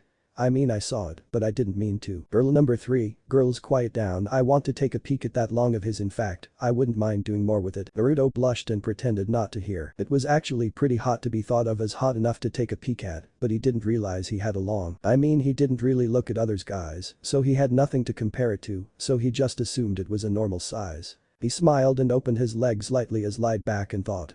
Life sure is great." Ino had just gotten back from the mission, and man was she exhausted. It was around 10 at night. She pretty much dropped her stuff at home and went right to the hot springs to get some relaxation before going to bed, and hopefully she would see Naruto the next day. She walked through the front door of the springs and went into the changing room. She quickly undressed and went outside and slipped into the nearest hot spring. They looked up and noticed a small group of women peeking at a male through the fence. She smiled seductively and decided to join them as she thought. If even girls are peeking at him, he must be hot. She got closer and when she realized it was Naruto she was blushing like crazy as she eyed him up and down. He was eye candy to the girls around her, but she and Naruto were something more. Ino grinned seductively as she mentally formed a plan of overwhelming erotic proportions. Naruto sighed and felt hot enough to the point where he was about to get out. He rose out of the water and he turned to see the fully unclothed figure of Ino. Her eyes locked on his. She grinned and winked as she said seductively. "Where are you going, Naruto-kun?" Ino immediately performed a clan technique her mother had taught her and created a barrier that nobody could see or hear through, but above all it physically prevented anybody from entering the barrier, giving her and Naruto plenty of alone time. Naruto stared at Ino, eyeing her body and their heavenly features up and down slowly, purely out of instinct. Before he could react, she threw herself into his arms and pressed her lips to his. Due to the intensity of the moment he couldn't help but kiss Ino deeply with a fiery passion. She grinned seductively and pulled away into the hot water of the bath as she motioned him to join her. He immediately understood and nodded with a blush on his face as he followed Ino into the depths of the hot spring water. She winked and straddled his lap, grinding against him underneath the water as she leaned in and kissed Naruto again, sliding her tongue into his mouth as they began to make out, massaging the tips of their tongues together in a fiery passion. Ino slid off Naruto's lap and rubbed his inner thigh as she got down to her knees. Naruto looked down questionably and blushed as she wrapped her fingertips around his and began to feel and squeeze it, rubbing up and down slowly. Naruto moaned and leaned his head back as his grew hard in Ino's loving and capable hands. He looked down at her and she looked up and smiled after observing his facial expression. She took a breath and dove her head underwater between his legs. Naruto looked down in shock and asked, "Ino, what are you?" He was cut off however as he felt his entire length slide into Ino's mouth. Naruto moaned hard as Ino bobbed her head up and down in his lap. Naruto was simply amazed at how long this girl could hold her breath underwater, but couldn't think too much of it due to how heavenly what she was doing felt. She slid her mouth off of Naruto slowly and surfaces the hot spring water as she positioned herself over Naruto and slid him into her. She moaned as she began to move up and down, riding him. Naruto rose his head up to her luscious and began to suck on them hungrily and tenderly. She moaned as she rotated her hips, sliding up and down in his lap. Naruto moaned as he said, I'm gonna. She slid off of his lap just in time as he erupted his seed all over the spot Ino had been a moment earlier. Ino swam over to him and kissed him on the cheek as she said. Naruto, remember when you said there's no point in lust without love? Naruto nodded in response.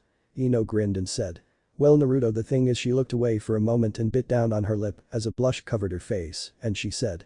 I love you Naruto, I've honestly never felt this way for anyone other than you, it took a while for me to understand it myself, but I love you Naruto truly and deeply. Naruto was staring at her wide-eyed in realization. After a moment Ino got annoyed and said angrily. Well, say something. Girls shouldn't be the ones to confess their love anyway, so at least respond. Naruto grinned and pressed his lips to hers and kissed her deeply yet gently. They pulled away from the kiss slowly. Ino grinned slyly and asked. Does that mean you love me too, or did you want me to stop talking? Naruto flashed his trademark fox-like grin as he replied. Both. Naruto and Ino were walking away from the hot springs together fully dressed, and Naruto wore a blush on his face the entire time. Ino saw this and grinned as she held his hand and walked with him into the village. Naruto smiled and asked. Does this mean we're together? Ino nodded and smiled at him as she said. I'd want to be with you and nobody else. Naruto gave Ino a genuine smile and said. Those words mean the world to me Ino. Believe it. Ino smiled and rested her head on Naruto's shoulder as they walked together as she thought. You and me both Naruto. Naruto and Ino were walking to Naruto's apartment. Naruto opened the door and Kakashi was standing in his room. He turned around and looked at Naruto and Ino and said. Good, both of you are here, I guess that'll make things easier for me. Naruto and Ino wore expressions of confusion on their faces, but before either of them could say a word Kakashi cut them to it as he said. Tsunade has a mission for you too, you are to go to her immediately. And with those words Kakashi disappeared in a cloud of white smoke. Naruto turned and met eye contact with Ino, they both nodded in confirmation and set off toward Tsunade's office. Tsunade narrowed her eyes and sipped her sake as she waited for Naruto and Ino. The information relating to this mission was quite disturbing. Apparently a long-forgotten hidden village has been revived by the Akatsuki, and they have been using their tracker ninja to locate Jinchuriki throughout different countries. They've already extracted 7 of the 9 Biju, or more commonly known as the tailed demons of hell. From the patterns in the Akatsuki's actions, they need to extract the Biju from their respective Jinchuriki in the order of the number of tails they possess from lowest to highest, meaning after the Akatsuki have obtained the 8-tailed demon, Naruto would be the last on their list. The Hokage's thoughts were cut off however, as an audible knock was heard from the outside of her office door.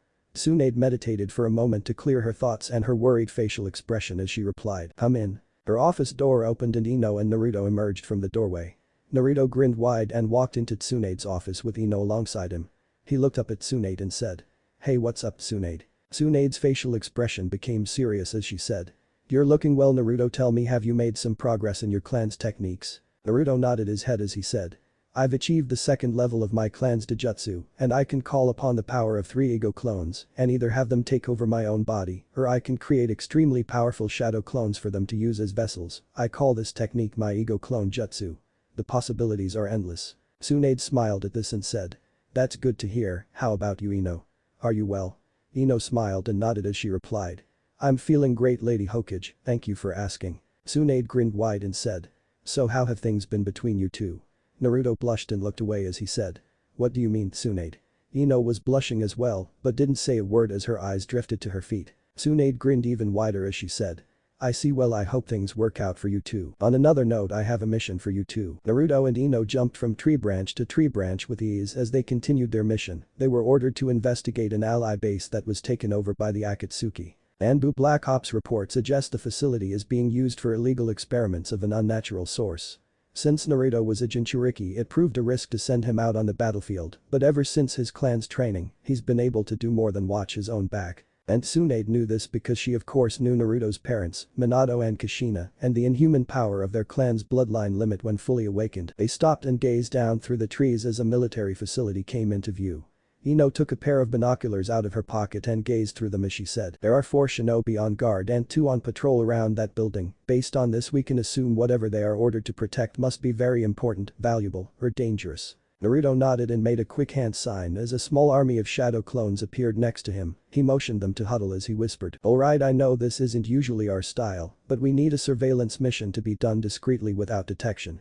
So what I want you guys to do is sneak up on those guys guarding that building and take them out one by one quickly so they don't have time to report to their superiors. All the shadow clones all nodded in understanding as they vanished, splitting in 7 different directions. Naruto pulled out a pair of his own binoculars and gazed through them with a grin on his face as he witnessed all of the enemy guards taken out one by one without detection or defeat. As soon as all the guards were taken out, Naruto dismissed all of his clones and Naruto and Ino sat off toward the Akatsuki military complex. Naruto and Ino moved into the complex as swiftly as their bodies would allow them.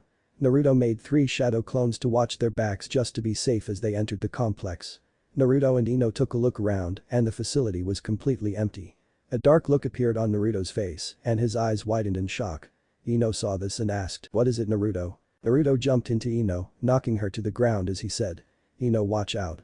A barrage of kunai missed the 2 shinobi by a fraction of an inch as Naruto rose up from the ground and called out, "Show yourselves, you cowards." A dark laughter erupted from the darkness and 2 figures emerged, Itachi Uchiha and Kisame of the 7 Swordsmen of the Mist. Itachi pulled a night black katana from its sheath and Kisame brought down his sword over his shoulder as he yelled, "Prepare yourself, Jinchuriki." Ino, who was horrified by this display of power, closed her eyes and meditated for a moment as she gathered her resolve to help Naruto in any way she could. Ino gained some distance and began to launch barrages of kunai at their enemies whenever she saw an opening which didn't hurt Naruto or directed when he's in the line of fire. Itachi threw 3 kunai and a barrage of shuriken in her direction as he said, "Die, you annoying insect." Naruto closed his eyes and split all of his egos into shadow clones and had light Naruto deflect Itachi's weapons with his sword as Naruto, Bloodlust Naruto, and Kyuubi Naruto stood with their swords unsheathed and ready for combat.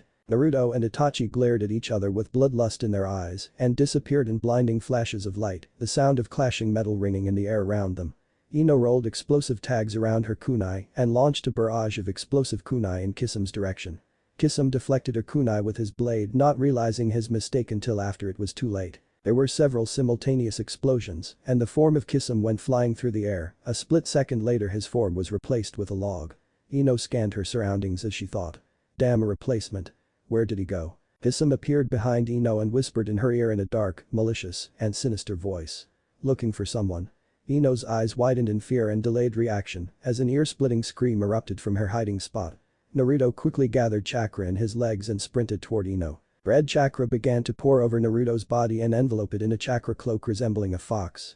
Naruto's eyes narrowed and his speed and power tripled as he moved at a speed so fast to protect Ino. To the untrained eye, it would seem he had vanished. Ino put her arms in front of her desperately to block herself from harm as Kisame raised his sword and slashed down as he said, "This is the end, shinobi of the leaf." Ino closed her eyes hard as she waited for her inevitable death, but it never came. She slowly opened her eyes and Naruto was standing in front of her with his blade blocking Kisame's blade. Kisame kept pushing forward to no avail as he thought, "Damn, why can't I beat this kid?" Naruto narrowed his eyes and his whisker-like birthmarks grew darker and more defined. His fingernails wrapped around the handle of his blade grew into razor-sharp claws, his teeth were replaced with deadly fangs and he began to growl as an animalistic influence seemed to take him over. Naruto roared in rage as he concentrated his demonic chakra into his sword to activate the runes as he slashed his sword sideways, causing a wave of razor-sharp crimson chakra to form and erupt from the tip of his blade. Kisame laughed and slashed forward at Naruto's projected attack, absorbing the chakra-based attack as he said, "My sword feeds off of chakra. You'll have to do better than that." Naruto took a deep breath and quickly performed a long series of hand signs as he said, "Uzumaki style. Chakra lock release." The runes running down Naruto's blade glowed a bright red and Naruto's face turned blank for a moment as he entered the inner world of his clan's sword. Demon Naruto grinned maliciously as the lock on his seal faded and he said, "It's about time you released my full power, allow me to take over from here." Naruto nodded as his demon counterpart walked into him, fusing with his body, while Naruto's combined ego remained in a sleep-like state. Naruto opened his eyes very suddenly and began to emit a chakra so destructive and sinister Itachi and Kisame backed up a short distance as to not make the same mistake as last time. Demon Naruto grinned as 2 large demon wings sprouted from his shoulder blades and a demon tail sprouted from his tailbone. Naruto made a hand signal to his ego clones to tell them to protect Ino as he began to concentrate a sphere of spiraling black chakra in the palm of his hand. Ino watched with tears in her eyes as Naruto made a demonic transformation and began to glare at their enemies with more bloodlust and hatred than she had ever felt before. Demon Naruto roared and a blood-red chakra mixed with the black, causing the sphere to almost double in size. Demon Naruto strained his body to its limits as he concentrated and condenses the chakra ball into a smaller compact sphere and began to charge at Itachi as he roared, "Demon Rasengan." There was an explosion of chakra and the force so powerful the forest around them was completely obliterated. The unconscious form of Itachi was on the ground with a wounded Kisame kneeling on the ground on one knee with his sword on the ground blade up, supporting him. Kisame spat blood on the ground as he thought. Damn, I underestimated the nine-tailed brat again. If I had not put my blade in front of me when I did I would have been dead, killed by a mere genin. The absurdity of the thought. Kisame began laughing darkly and grabbed Itachi's form as he took one last look at Naruto and said. I underestimated you again Jinchuriki, but know this, even if we may not be able to kill you, more powerful enemies will take our place. Enjoy your life while it lasts. And with those words Kisame vanished. Naruto's face went blank again and his wings receded into his shoulders and the runes running down Naruto's blade returned to normal. Naruto sheathed his sword and dismissed his ego clones and ran in Ino's direction as he said. Ino, are you? His face suddenly went blank and his eyes closed as he fell on the ground face first. The only thing he could remember before he lost consciousness was Ino running over to him and calling his name, then only darkness. The dark figure rose from its throne and snapped his fingers 3 times, then sat back down and waited. The figures emerged from the darkness and bowed down to the dark figure as they all said in unison. What are your orders, my lord? A dark look appeared on the lord's face as he said. Your orders are to capture the shinobi Uzumaki Naruto of the Hidden Leaf Village. Under no circumstances are you to kill him. The 3 assassins nodded in understanding as they disappeared in clouds of black smoke. The Dark Lord grinned maliciously as he thought. Uzumaki Naruto, you and you alone can free me from this wretched curse, and I won't rest until I am free. For a while Naruto felt cold, but after what seemed like an eternity, the coldness was replaced with a familiar warmth. Why do I feel so warm? Naruto slowly opened his eyes and found himself wrapped in a sleeping bag next to a campfire. He slowly rose from his bed as Ino's voice said behind him softly. About time you woke up, how are you feeling? Naruto turned his head around and immediately threw his arms around Ino as he said. Forget me. Are you okay, Ino? Ino sighed and smiled as she thought. Always so selfless, thinking of others before himself. She looked at Naruto and smiled sweetly as she said. I'm fine Naruto, you on the other hand have been sleeping for 2 days. Naruto smiled and replied. Sounds just like me. Well, I'm fine now. When are we going to return? Ino looked at Naruto and replied. Tomorrow morning, so just get some more sleep, okay? Naruto smiled and said. I've had 2 days of sleep, how about you take a rest now? Ino nodded with a sly grin and lied down in his sleeping bag as he leaned against a tree on lookout duty. Naruto looked at Ino and asked. So Ino, we sharing that sleeping bag or do you have another? Ino grinned and said. We're sharing one, I hope you don't mind. Naruto grinned slyly and looked up at the stars as he said. Not at all Ino, not at all. Naruto and Ino were both awake and had their things packed already as Naruto smiled wide and said. Alright Ino, let's go. Ino looked at his determined face with an admiring grin of her own as she replied. Sure. Naruto and Ino began sprinting down a dirt road as they made their way back to the forests that surrounded the borders of the Fire Country. At their current pace, the outskirts of the forests would come into view within half an hour. Ino began to breath heavily for a minute due to exhaustion.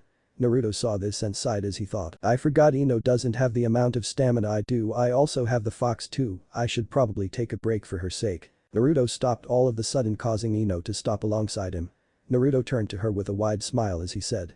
Hey Ino, how about we take a break? Ino raised an eyebrow and gave him a skeptical look as she replied sarcastically. The inhuman stamina of the legendary Naruto Uzumaki failing. It must be a sign of the apocalypse. The next one will be when you stop eating ramen. Naruto felt a little annoyed at the comment and even slightly insulted on the ramen comment, but nonetheless he ignored it with a sigh as he said. I guess there's a first time for everything. Ino sighed and sat down. She smiled and met eye contact with Naruto as she said. With the number 1 hyperactive knucklehead ninja there always is. 3 shinobi clad in all black jumped from tree branch to tree branch in pursuit of their target. According to their information from a reliable source, 2 shinobi of the leaf have been spotted at the border of the Fire Country, and from the description they received the information matched their target perfectly. One of the 3 members took a good look at the photograph of their target. She grinned as she thought. Naruto Uzumaki, how good thing our orders are to capture and not kill him. He's pretty sexy. What I'd do to him. The female member put away the picture and sped up to meet her comrades. An older looking male shinobi looked behind him and said. Narobi, don't fall behind. The female member named Narobi nodded and said. Sorry about that Hijiro, I'll keep up. The 3rd member of the group, who wore a dark cloak over his clothes, glared at Narobi and said. If you waste any more of my time Narobi, then you will die by my blade. Do you understand? The dark cloaked figure pulled out a long slender blade with runes carved into the sides of it. Narobi winced at the sight and dropped to her knees as soon as the bad memory passed and said. Forgive me Zero, I was careless. The one referred to as Zero sheathed his blade and looked forward and said. Don't let it happen again. And with those words the 3 shinobi vanished into the preceding darkness. Naruto suddenly felt this bad feeling in the pit of his stomach. He turned to Ino and said. Ino, we have to hurry and get back to the village, I have a bad feeling. Ino nodded in agreement after scanning his concerned expression. She gave Naruto a concerned look of her own as she said. I've had the same feeling, we should be careful. Naruto grinned and nodded as they began heading once again in the direction of their home village. Naruto and Ino were running, and a grin appeared on both of their faces as the forests of Konoha came into view. They were about 10 meters away from the border when a barrage of kunai came raining down. Naruto and Ino immediately instinctively dodged a barrage and even deflected the knives with kunai of their own. Naruto made a quick hand sigh and made a small army of about 40 shadow clones. Naruto made another shadow clone behind him and began charging up a Rasengan in one hand while unsheathing his blade with the other. As his small army of shadow clones unsheathed their blades, they all in unison rushed forward to meet their enemies. The three shinobi in all black smiled curiously at the sight before them as Naruto said. So he really can use the shadow clone technique, this kid is something else. Zero spat on the ground and said. He's just another weakling. Let's take care of his clones and break his legs at the very least. The three shinobi vanished as they moved in for close-range combat. As they were moving toward their target, Zero thought, I don't know why our lord wants this mere child captured alive. Why orders assassins to perform a kidnapping? But regardless, orders are orders. The three shinobi of the darkness appeared in sync, each with their own unique malicious grin spread across their faces. Naruto in one swift graceful movement took out 20 shadow clones in the blink of an eye. Naruto immediately sensed this and performed a set of hand signs and said. Uzeragan. Naruto's eyes glowed deep neon green and the runes in his eyes began to spin wildly around the pupil. Naruto scanned the surrounding area and could sense the trails of his enemy's chakra. Normally when he used this technique he'd see many colored trails of chakra, but this time was different. All the trails were an identical trail of sinister black chakra. Naruto's eyes widened in shock as he thought. Their chakra is like that demon that tried to capture me. His thoughts were interrupted however as Naruto appeared behind him. She immediately unsheathed her blade and slashed her sword as she said. You're mine. Ino looked over at Naruto in concern as she ran toward him yelling out. Naruto. Zero appeared behind her and swiftly knocked her out. Naruto's face went blank for a split second and a barrier of chakra suspended Naruto's blade in mid-motion. Naruto's eyes turned a violent blood red and his bloodlust ego took him over for a split second as the form of Naruto unsheathed his sword out of defense. Naruto and Naruto glared at each other as they moved into quick close combat. They each moved so fast to the untrained eye, it would seem as if flashes of light were appearing all over the battlefield, the sound of clashing metal filling the air. The form of Naruto performed a long series of hand signs as he called out. Uzumaki style. Chakra seal release. An invisible chain of chakra appeared over Naruto's chest and quickly vanished. Naruto's eyes shot blood red and he roared as black and red chakra erupted from his body. Naruto vanished twice the speed he had been a moment earlier. Naruto turned around and tried to put her blade up in self-defense but failed miserably as she waited helplessly for the oncoming attack. Naruto glared at Naruto and held his blade in front of his eyes as he said, "You're mine." Naruto slashed his sword down to release a large amount of chakra all at once, only to have Zero's blade deflect the attack, causing the chakra to backfire. There was an explosion of chakra and the unconscious form of Naruto was lying in the ground. Naruto, Zero and Hijiro appeared in a triangle and all in unison performed a long series of hand signs as they all said in sync. Shadow style. Trinity prison jutsu. Black chakra erupted from the three shinobi's fingertips and formed a pyramid prison around Naruto's body. All three shinobi made eye contact with one another and nodded as they disappeared. Ino slowly opened her eyes and found herself alone and the enemy gone along with Naruto. A saddened expression filled Ino's face as she found her resolve and knew what she had to do. She stood up and began to race to Konoha with all of her might. As she was running she thought.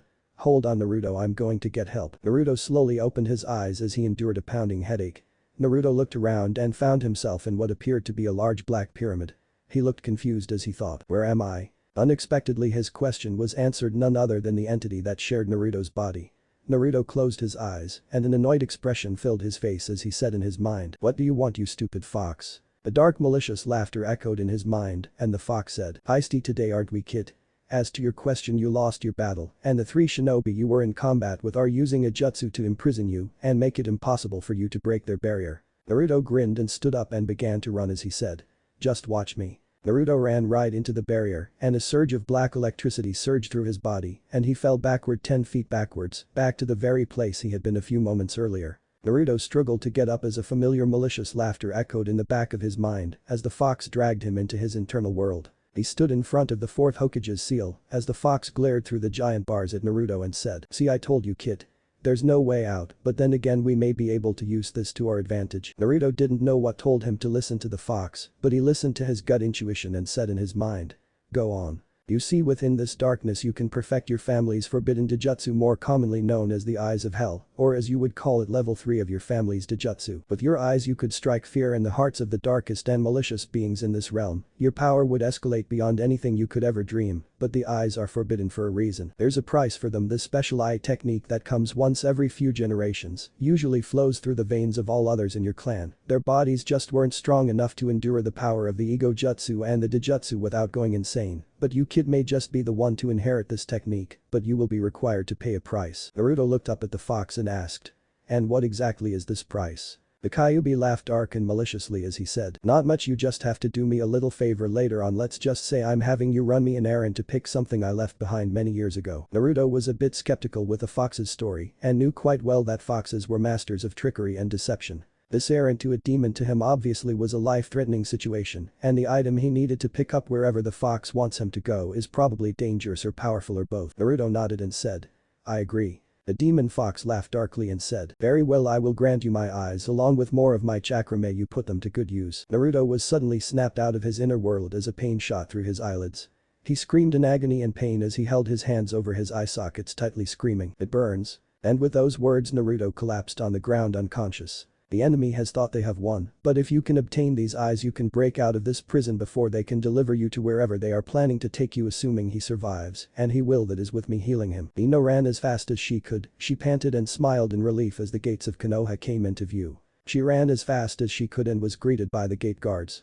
They approached her and said, hey Ino, back from your mission. Ino had tears in her eyes and looked away as she said, please get me Lady Hokage. Naruto had been abducted. Tsunade slammed her fists into her table causing it to break, a look of anger and disbelief covering the Hokage's face. She stood up and took a deep breath to relax. She snapped her fingers, and 5 Anbu appeared in her office. She looked at the leader of the particular squad and said, your orders are to locate and rescue Naruto Uzumaki, and I'm sure most of you know why. This is an S-rank mission, no screw-ups. The Anbu all bowed down and in unison said, yes, Lady Hokage. And with those words the Anbu vanished. Naruto stood up trying to focus, but every time he tried to open his eyes, it would feel as if his eyes were on fire.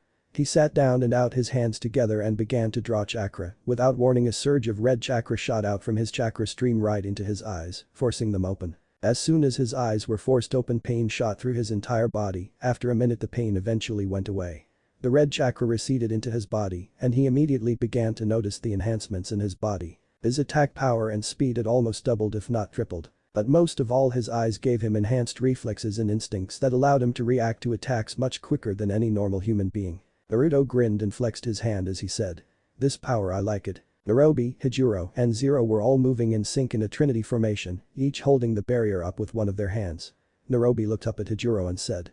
He's been awfully quiet, I wonder if he's okay. She was cut off as Naruto roared. Demon Rasengan. There was a giant explosion, and Naruto vanished through the opening of the barrier. Zero looked at the failed jutsu in disbelief as he said. Impossible. The voice appeared above the trio. Hey. Zero, Narobi, and Hijiro all looked up and saw Naruto on a cliffside glaring down on them. Naruto looked down upon his jailers with rage as he roared. Don't ever underestimate me. Naruto vanished from the spot he had been on the cliff a moment earlier and in one swift graceful movement appeared behind Narobi and silently slid his blade out of his sheath and quickly stabbed her, aiming for a non-vital organ out of mercy. Defeating her without causing anything more than a minor wound. The Jiro roared in anger and began to draw a large amount of that sinister black chakra from before. Zero got back a good distance and yelled. The Jiro, calm down, do you plan on using that technique here? Think about your options. The Jiro roared. Shut up. But before he could complete his attack, Naruto opened his eyes and glared at his enemy, the ferocious eyes of a beast from hell, staring him right in the face. He stared at his eyes and felt as if he were frozen in place, looking into the eyes of a demon. Naruto's bloodlust ego clone appeared behind Hijiro and quickly slashed him in half with his blade. Hijiro's butchered body fell to the ground lifeless. His facial expression permanently reflecting absolute terror. Zero drew his blade and began to draw the chakra into his blade. His eyes glowed red and he glared at Naruto and charged at him as he roared. Impossible. Even with how weak Hijiro was compared to me, he was more than enough to take care of a pathetic little punk like you. Zero and Naruto glared at each other and each vanished. There were blinding flashes of light and discharges of chakra dispersing into sparks as their close-range battle display lit up the battlefield. Pretty soon Bloodlust Naruto and Naruto were both engaged in combat with the same enemy. Bloodlust Naruto kept Zero occupied for a moment as Naruto drew chakra and made a quick hand sign as he called out Ego Clone Jutsu. Light Naruto, Kyuubi Naruto, and Demon Naruto manifested in a cloud of white smoke and immediately drew their swords. Zero vanished and appeared on the cliffside Naruto had been at the beginning of the fight and smirked as he said. 6 against 1 is hardly fair in my opinion, how about we even the odds? Darkness Clone Jutsu. 5 replications of Zero emerged from the darkness and each drew their blades as Naruto and each of his egos battled one-on-one. Shizune ran frantically and quickly bursted into the Hokage's office with fear reflected on her face as she said. Lady Hokage. It's horrible. Tsunade eyed her partner with a serious and curious expression and asked. What is it Shizune? Shizune caught her breath and quickly replied. It's Ino, she left the village to go after Naruto. Tsunade stared into space for a moment as she thought what negative consequence could occur due to Ino's actions. Tsunade sighed as she thought. Young love certainly is something I'll say that much, but will it be enough to save Naruto from enemies that could even subdue him? Due to Naruto's increase in power his level of skill reflects that of one of the elite Anbu Black Ops. Will Ino be able to pull it off? Shizune looked at Tsunade curiously and asked. What are your orders Lady Tsunade? Tsunade nodded and said. I want you to gather a team of the most talented Chunin and Genin you can find to intercept and rescue Ino Yamanaka. Shizune nodded and replied. At once Lady Hokage. And with those words Shizune vanished in a cloud of white smoke. Tsunade kept staring off into space as she thought. Ino you fool. Naruto and his ego clones were fighting on par with Zero and his darkness clones.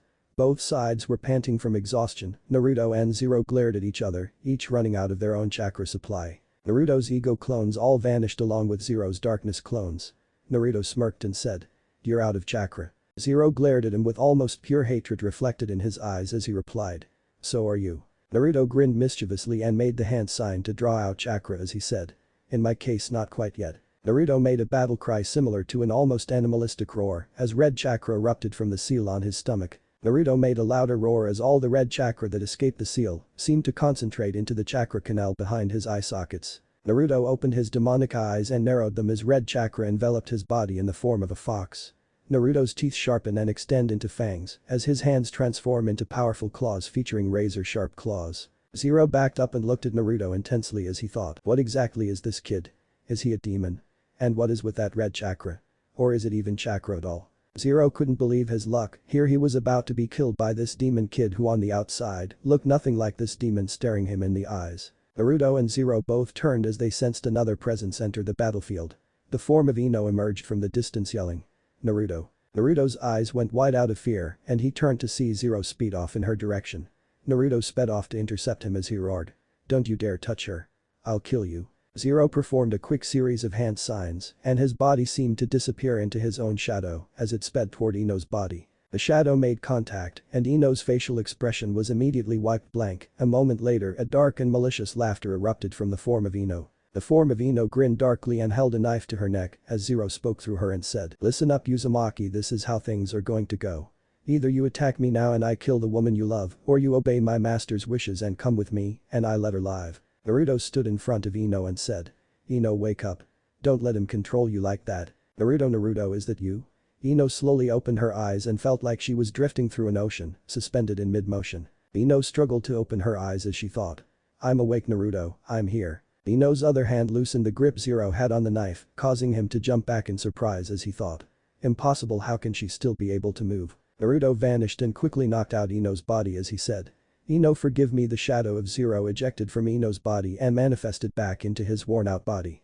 And with that final action Naruto picked Ino up and vanished in a cloud of white smoke. Zero struggled to get up and walked over to Nairobi and picked her body up and slung it over her shoulder. He took one last look at Hijiro's body and incinerated it with a black flame that erupted from his mouth to leave no evidence of Hijiro's village of origin before he sped off toward his master's hideout. Zero took one last look over his shoulder as he thought.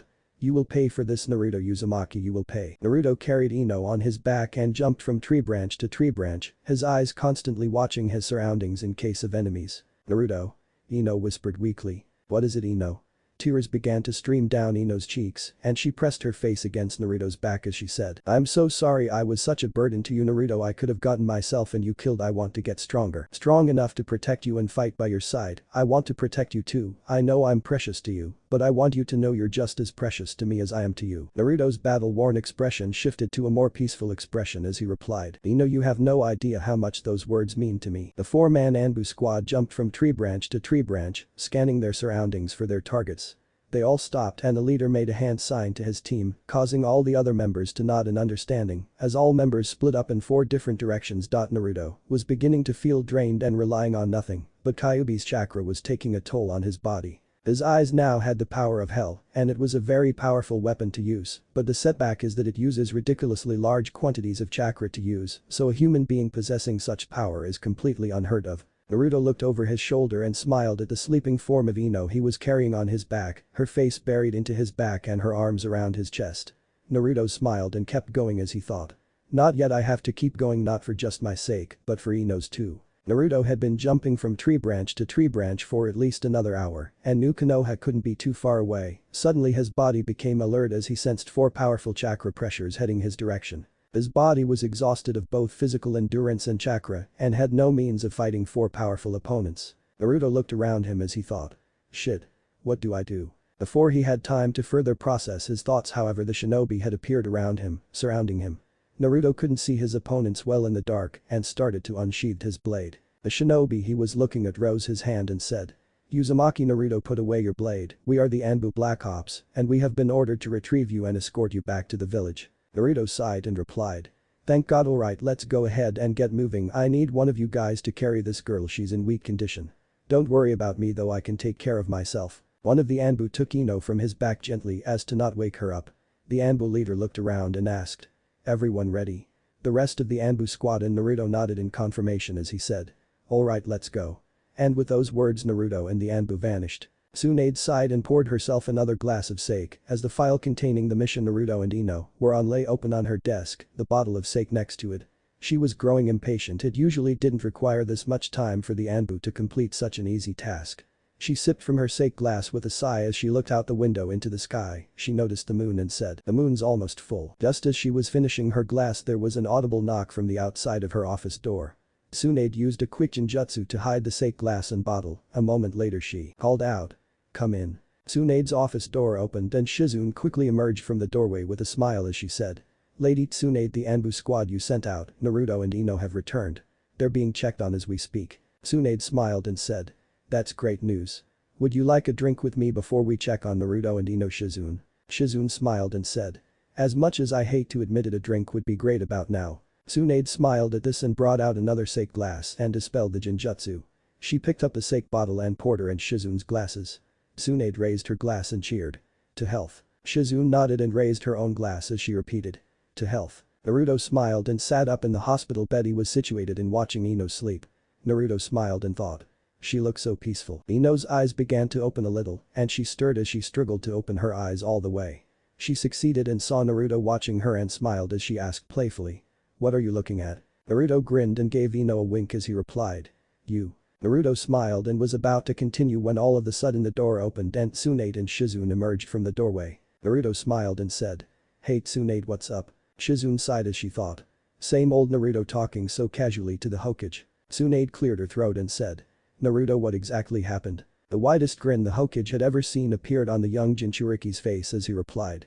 Do I have one hell of a story for you? Tsunade was astonished at the young Jinchuriki's story, yet a bit skeptical at the same time, for the power he spoke of seemed too powerful even for this world, but then again in the world of the shinobi, nothing is certain. Tsunade smiled and said. Naruto, I have some great news for you. From your current level of abilities, you have proven yourself more capable than a genin or chunin. As of today you, Naruto Uzumaki, are officially a jounin class. Congratulations. Naruto wanted to rise out of bed and jump up and down in joy if his body would allow it. Tsunade then turned to Ino and said, Ino, I feel as though you've been relying on your clan's jutsu too much. As of today you are going into an intensive training period. Now believe me when I say that I'd love to train you myself, but my duties as Hokage prevent me from choosing favorites over any student, so all I can do is give you this. Tsunade fumbled around in her pockets and pulled out a training scroll and handed it to Ino. Tsunade looked over at Ino and said, Ino, in this scroll I have readied the training I gave Sakura in terms of my taijutsu style and various medical ninja techniques, most of which I developed myself in my youth. As for your other training, I have arranged for Tenten to train you in the art of swordsmanship and weapon summoning techniques. She was more than happy to share her knowledge and training with a good friend. Ino, who had planned on beginning some kind of training, smiled at the Hokage's arrangements and immediately bowed her head as she responded. Thank you, Lady Hokage. I will study the scroll every night, but I do have one question: when is Tenten going to train me? Tsunade smiled and said, I have arranged your first training session with her this evening at 5:30 in an old training a short walk away from Rosemary Park. You can start your training as soon as you're released from the hospital. Ino smiled and replied. Thank you very much, Lady Hokage. Within 3 days Naruto and Ino were both released. As much as the lovers wanted to spend time together, Ino had friends and family she wanted to see before she began her training. Ino smiled and planted a passionate kiss on her lover's lips before she ran off towards her parents' house. Naruto ran his fingertips over his lips and a grin appeared on the young shinobi's face as he turned and began to walk towards Ichiraku's. Who knows, maybe he'll run into Kakashi or Jiraiya. Zero kneeled before his master and said. And that's what happened, forgive me my lord. The Dark Lord, although enraged at his most skilled and powerful assassin, he could not hold blame on his failure. He too failed to capture the son of his accursed rival on his own. If only his true power were restored. He meditated for a moment to clear his energy and facial expression and looked down upon Zero and said, Zero, although your mission was a failure, the blame rests not upon you but by me, and to atone for my sin, I will take you on as my apprentice and make you into the greatest weapon this world has ever known. A dark and malicious grin appeared on Zero's face as he replied. I'm liking the sound of that. Naruto smiled and walked into Ichiraku's and sat down casually in a seat in the back he normally never sat at. When he was a genin, Ichiraku's was just a simple stand, but now the stand had evolved into somewhat more of a restaurant. They of course served many different varieties of ramen, but during the morning there would be ramen with bits of egg in it, for example. Whereas the dinner menu consisted of different meats, spices, and sauces mixed with the ramen or just by itself. If you're not a ramen lover, why someone other than a ramen lover would eat at Ichiraku's Naruto would never know, but he certainly enjoyed the new changes. Naruto casually sat back in his seat and after a few minutes a familiar voice said from his right. Hey there Naruto, what can I get for you? Naruto smiled and said. I'll have 8 bowls of miso pork please. AM smiled and said. Coming up in the meantime, is there something else I can get for you? AM smiled seductively and leaned over the table a little bit so Naruto could see her cleavage. Naruto blushed really hard, but he had to do something while his head was in charge because the lower portion of his body had other plans on what to do with the situation. Naruto rubbed the back of his head and laughed nervously as he said. As much as I would love to take you up on your offer AM, I'm sort of seeing someone. AM stood back up and winked at him and said, I was just teasing you anyway, who's the lucky girl? Naruto smiled and blushed a little as he said. Ino Yamanaka. AM smiled and said, the girl from the flower shop. She's a real beauty Naruto, congratulations, you'll have to tell me how that happened sometime. Now if you'll excuse me, I'm going to go put your order in, but knowing my father, he probably already started on it, he calls it your usual. Naruto smiled as AM walked away as he thought. Yeah, I sure am lucky. Before Naruto even knew it, the ramen was in front of him. He ate that ramen so fast if there was a third party to witness his meal, it would seem as if he didn't even eat it but inhaled it like the very air he breathes. After a refreshing meal, Naruto left the money on the table and decided to go for a walk. Feeling a little disappointed he still had not run into any of his friends. Naruto smiled and thought. Oh well, might as well train. And with those finishing thoughts the young shinobi ran off toward the old Team 7 training grounds. Ino had just gotten back from visiting her parents and teammates but still felt a bit bad for leaving Naruto, and she knew that when her and Naruto were on their own full-time training schedules they would have very little time to see each other, but you know what they say.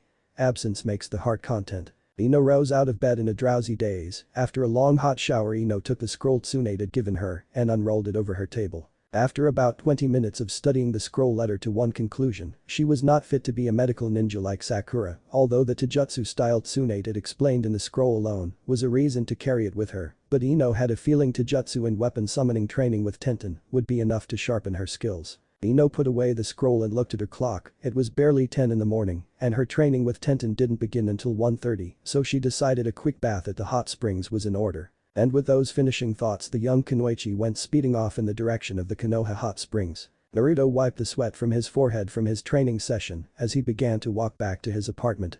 Naruto smiled and reflected on the past events since he returned with Jiraiya from his 4-year training session and realized that in the short time he's been back a lot has happened. A few more minutes of travel and Naruto's apartment complex came into view. Naruto walked up the stairs and began to fumble around in his pocket looking for his key. After a few minutes of frustration he finally finds it and opens his door. He closes and locks his door behind him as he walked into the bathroom and began to run the hot water to heat the shower up. Naruto undressed and after a few minutes stepped into the shower. Naruto smiled and closed his eyes as he felt the hot water run over every one of his sore muscles. After his relaxing shower, Naruto quickly got dressed and began to heat some water up on his electric stove and searched his storage for a decent flavor of ramen. After a few minutes of searching, he found the BBQ pork flavored kind and blessed the ramen gods, there was a box left. After a few minutes the water was hot and Naruto poured the water into his cup, stirring the noodles with an annoyed expression on his face as he mumbled, "Damn, 5 minutes isn't it enough to wait for the water to heat up?" After a few long and stressful few minutes, Naruto broke out a pair of chopsticks and began to inhale his favorite meal. He was interrupted, however, as an audible knock was sounded on Naruto's door. Naruto swallowed the bite of food he was eating and opened the door and came face to face with Kakashi. Naruto smiled and said, "What's up, Kakashi?" Kakashi smiled back and said, "Oh, not too much, Naruto, the Hokage sent me to come get you, she wants to see you." Naruto walked up the long spiral staircase which led to Tsunade's office. He stopped in front of the door and gave one audible knock. He waited, and when Tsunade's voice told him to enter, he opened the door and walked inside. Tsunade was alone in her office and a smile appeared on the 5th Hokage's face as Naruto turned to her and asked, "What's up, Tsunade? You wanted to speak with me?" Tsunade kept the same smile on her face as she nodded her head and replied, "Yes, Naruto, I have a mission for you, and because of your rank I can give you a B rank, and the really good news is I can deploy you alone to complete the mission, but it must be done as swiftly as possible, do you understand?" Naruto nodded in response and nearly exploded from excitement, but took a deep breath to recover himself as he looked at Tsunade with a determined look on his face and asked, "So what are the details of the mission?" Ino sighed in relaxation as she soaked in the hot spring. After about 10 minutes of silence, the bath doors slid open and Sakura and Tenten came out and slipped into the hot springs. Ino looked up and smiled and said, "Hey Sakura, Tenten, how are you two?" Tenten and Sakura smiled.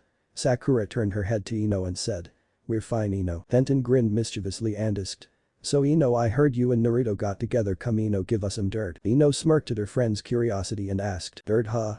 Just ask me and I'll answer you, or I won't." Tenten exchanged glances with Sakura and nodded as Tenten asked, "For one, how is he in bed?" Ino began to blush slightly as the memory one their first night together played in her head. After careful consideration, only one word came to mind, and before she knew it she spoke it, "Amazing." Naruto jumped swiftly from tree branch to tree branch as he sped toward the direction of Suna. The objective of his mission is to gather information on groups of bandits gathering on the outskirts of the desert that surrounded the village hidden within the sand of the Wind Country. It seemed easy enough, and if he got lucky he could beat up some bandits too, but seeing as how this mission requires the gathering of information, his old direct approach wouldn't handle the situation very well. Naruto was jumping from tree branch thinking to himself silently when all of a sudden it hit him. Naruto made a quick hand seal and split into his ego clones as each of them jumped from tree branch to tree branch in sync. Naruto said, "Alright, now our mission is to gather information on why bandits are gathering on the border of the Wind Country. Any bandits you encounter you have my permission to eliminate.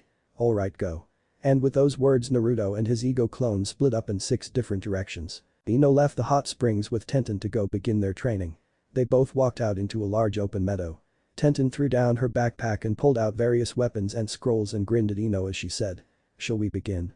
Ino smiled and replied, "Yes, let's begin." 6 months later, Tsunade sat on her desk and looked through 2 files with a rare grin on her face as she went over the mission reports from Naruto from the last 6 months. In total 23 missions were completed, 13 of which were B rank, while the remaining 10 were all very dangerous and important A rank missions. Although Kakashi had been his partner on 5 out of 10 of the A rank missions, but regardless his record was looking very good. If he kept this up, he could be Hokage in a few years tops. She knew the moment she made Naruto and Jounin he would refuse anything lower than a B rank mission, and considering his abilities, who was she to refuse him? With these finishing thoughts, the Hokage turned her head and looked down on the training progress report Tenten had filled out for her. In the file Tenten said, "Ino's progression rate and mastery of the weapon summoning jutsu are off the charts. She can now fight me on par with my very own techniques. Also, it seems she has incorporated your chakra enhanced strength jutsu into her own taijutsu style, which balances her out as a close range fighter and long range fighter. From what I've seen about her taijutsu style is she incorporates your chakra enhancement theory with a balance of speed, power, and defense. But when she combines the taijutsu style with a weapon summoning jutsu, a potent yet deadly combination is created.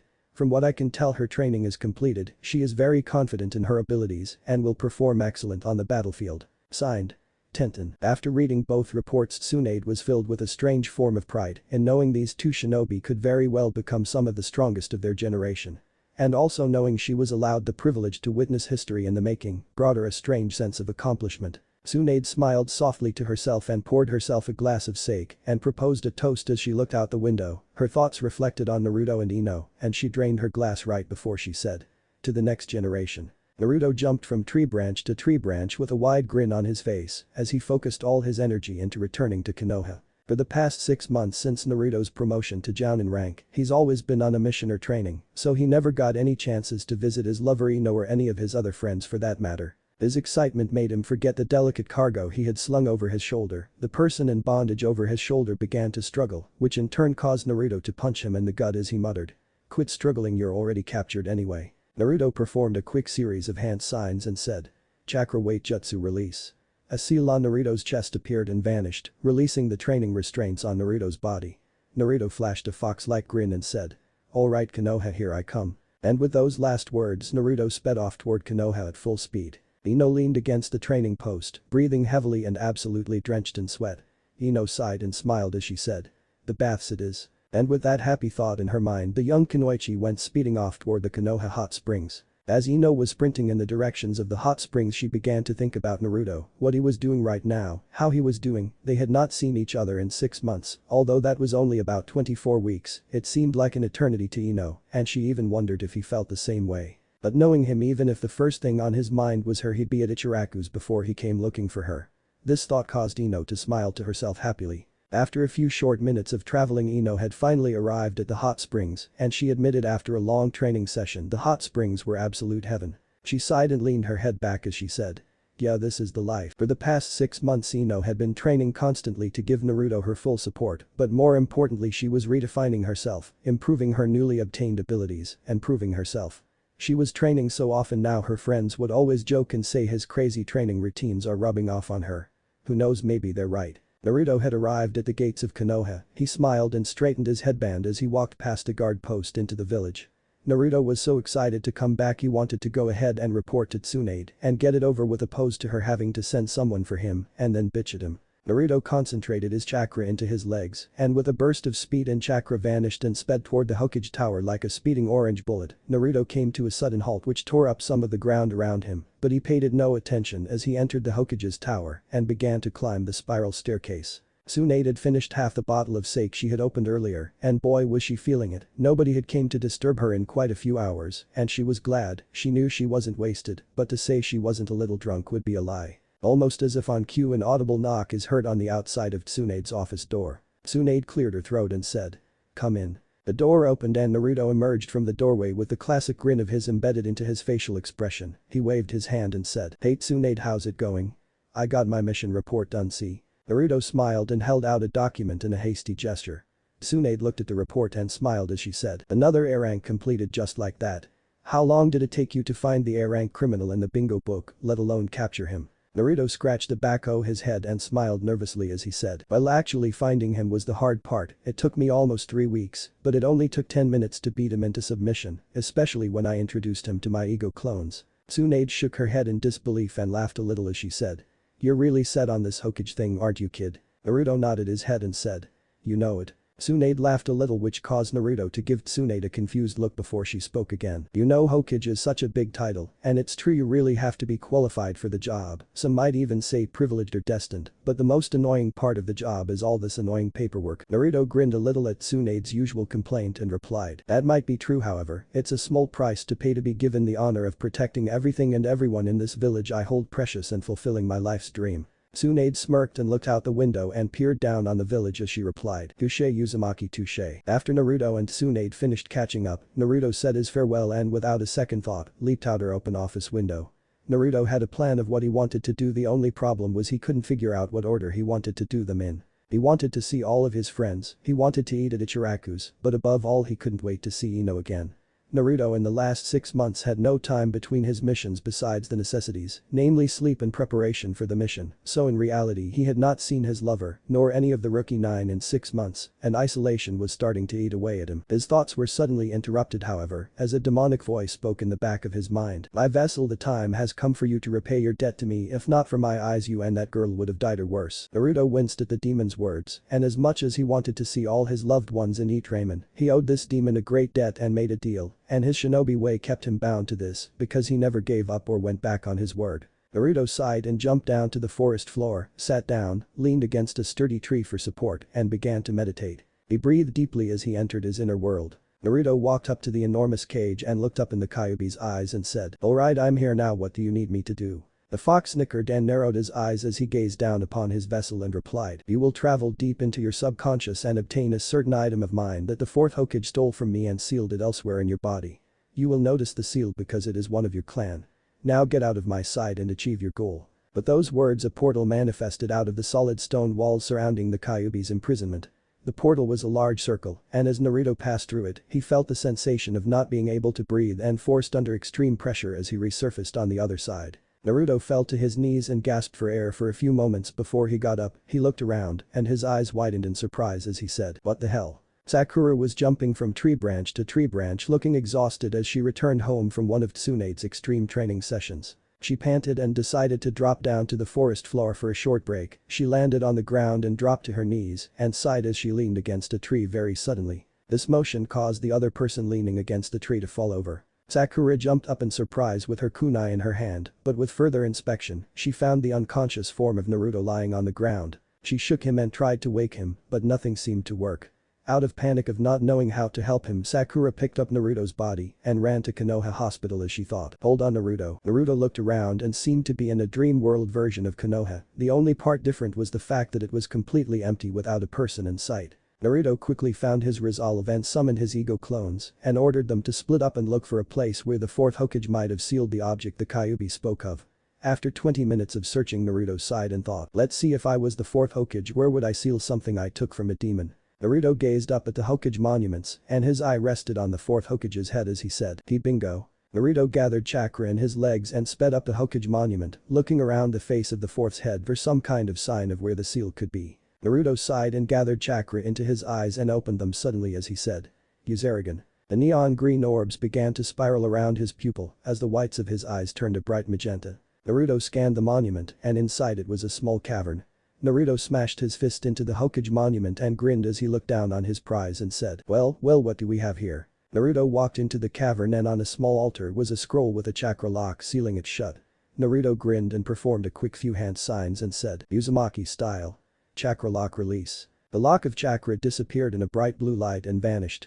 Naruto walked up to the altar and picked up the scroll and opened it and took a look at it. Naruto grinned and rolled the scroll back up and began to head back toward the portal as he dismissed his ego clones as he thought, "No wonder the fourth Hokage sealed this away elsewhere." His thoughts were interrupted again, however, as a barrage of kunai landed right in front of him.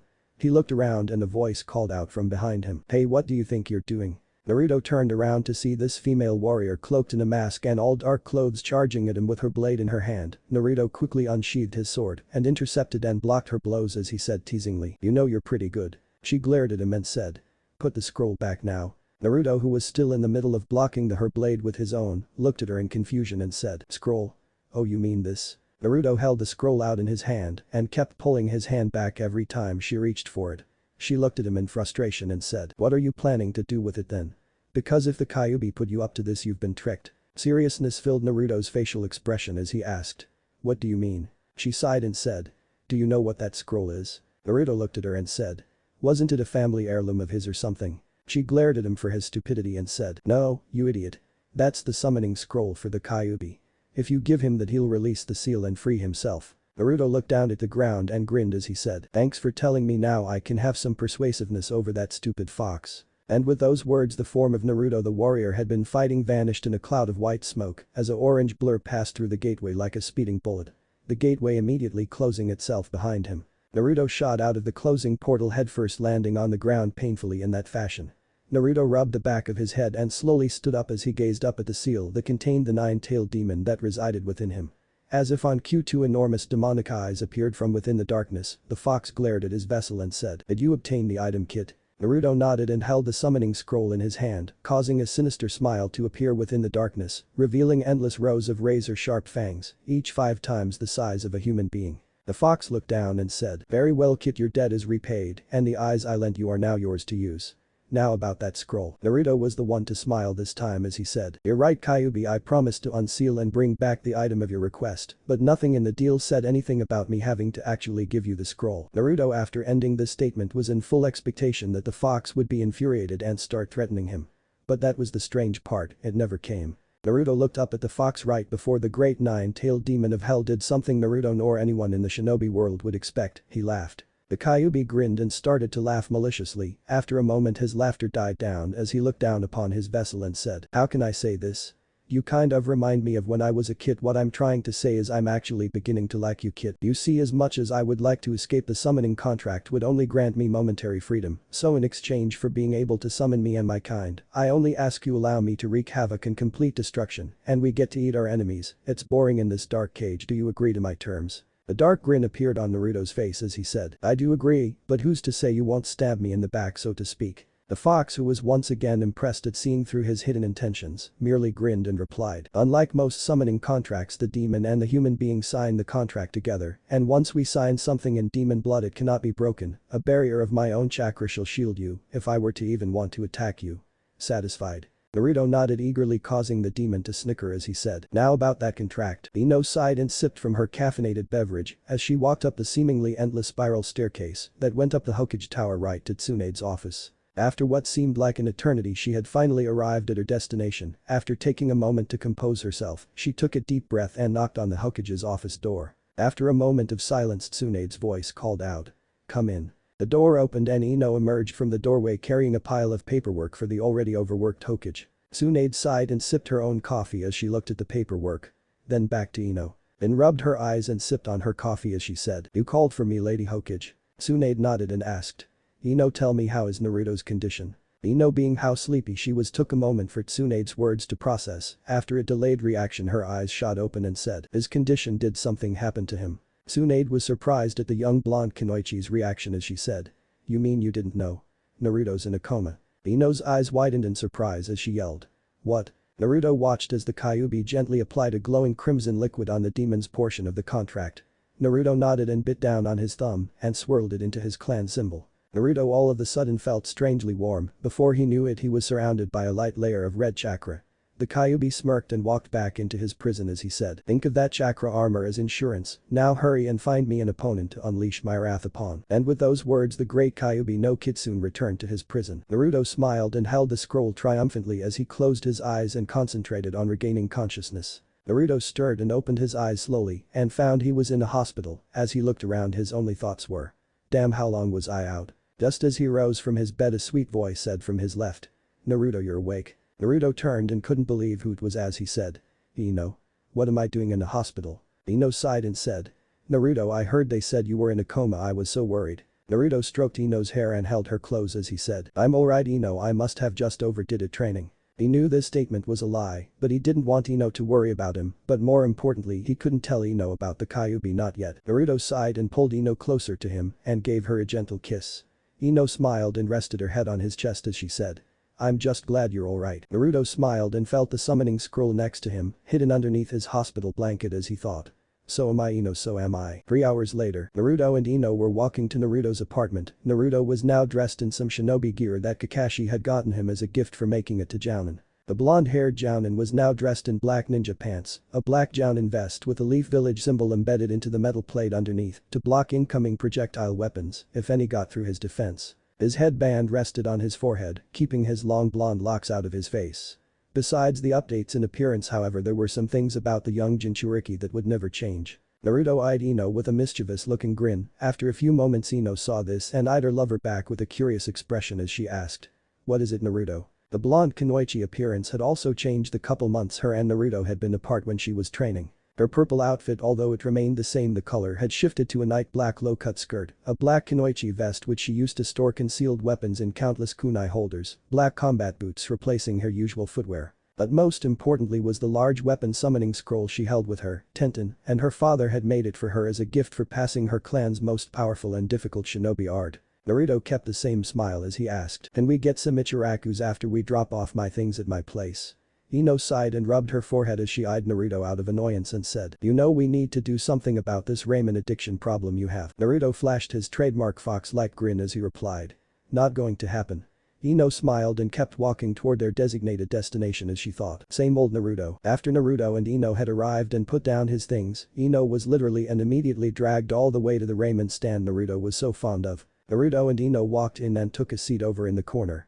Not more than a few moments after they had sat down, AM appeared from the back with a pen and pad in hand as she asked in a sweet voice. "Hello there Naruto-kun, Ino-chan, what can I get you to today?" After Naruto had his fill of his daily ramen consumption, he and Ino had once again arrived at Naruto's apartment. Naruto pulled out his key and fitted into the lock. After the familiar click, Naruto cracked his door open and held it open so Ino could enter. Ino grinned and winked at him as she playfully said, "What a gentleman." Naruto entered his home after his lover, instinctively closing the door behind him and locking it out of habit. Naruto smiled and rubbed his stomach and said to himself, "Man, that was some good ramen." Naruto smiled and turned to Ino, who was sitting on Naruto's couch in his living room and getting comfortable. He flashed his trademark fox-like grin and said, "I'm going to take a quick shower, I'll be right out, alright." Ino grinned at him seductively before she nodded a moment earlier. Naruto proceeded to his bathroom and shut the door behind him. 5 minutes later, Ino could hear the sound of running water from Naruto's living room. Ino smiled and headed to the direction of her lover's shower, making sure to get that quality time she had longed for those lonely nights without him there. Naruto sighed out of relief as the hot water from his shower ran over and relaxed his sore muscles. He smiled and leaned against the shower wall as he thought, "Wow, I should really take a short break from training. Splitting my ego apart so often definitely took a toll on my mind. Although my body was in perfect training condition, my mind needs rest every once in a while." His thoughts were interrupted, however, as the bathroom door opened and quickly closed. Naruto immediately reacted out of concern and voiced out, "What is it, Ino?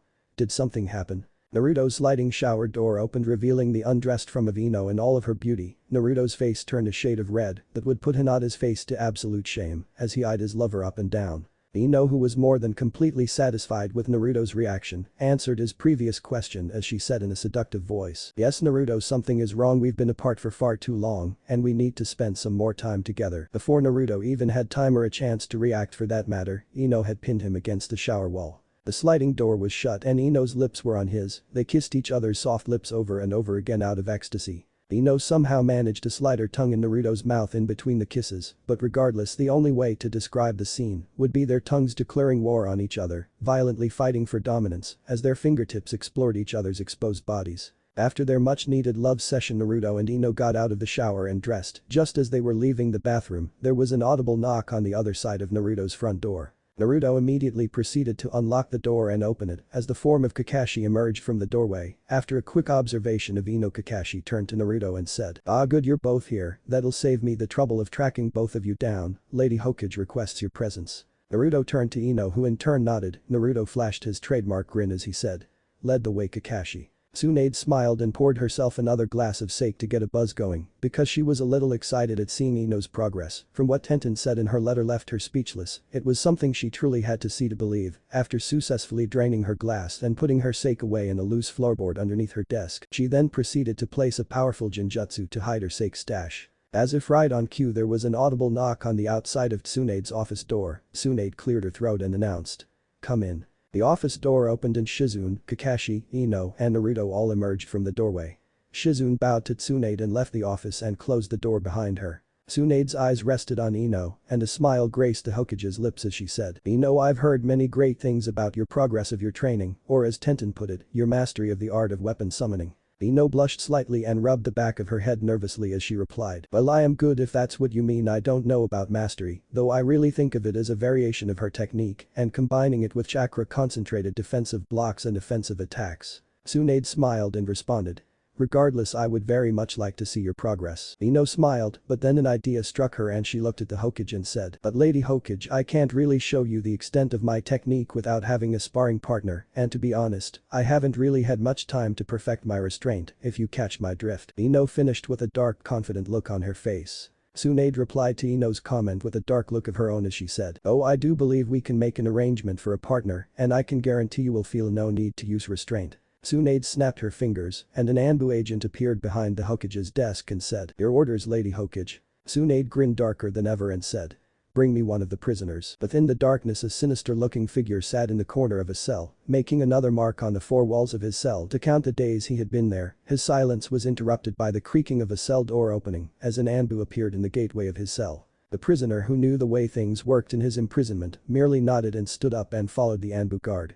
The prisoner glared at the Anbu guard with an overwhelming level of death intent radiating from him. The guard immediately drew his sword in case anything were to happen. The prisoner merely smiled darkly as he allowed the guard to take him wherever he was being taken. As much as the prisoner wanted freedom, his life was all he had of value, for now anyway. Naruto, Tsunade, Shizune, and Jiraiya all waited impatiently for Ino to get back. She said something about dropping by Tenten's place and picking up a new weapon, and then just took off without giving any further details. After another 10 minutes went by, Tsunade finally broke the silence.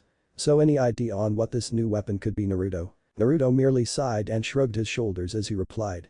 As if I would know, I've only seen her since this morning, and the subject of conversation was focused on more important matters, he ended with a smirk. What kind of matters? Jiraiya asked out of interest. Naruto flashed his trademark fox-like grin as he replied. Kind of matters that you would pay money to know. Enough.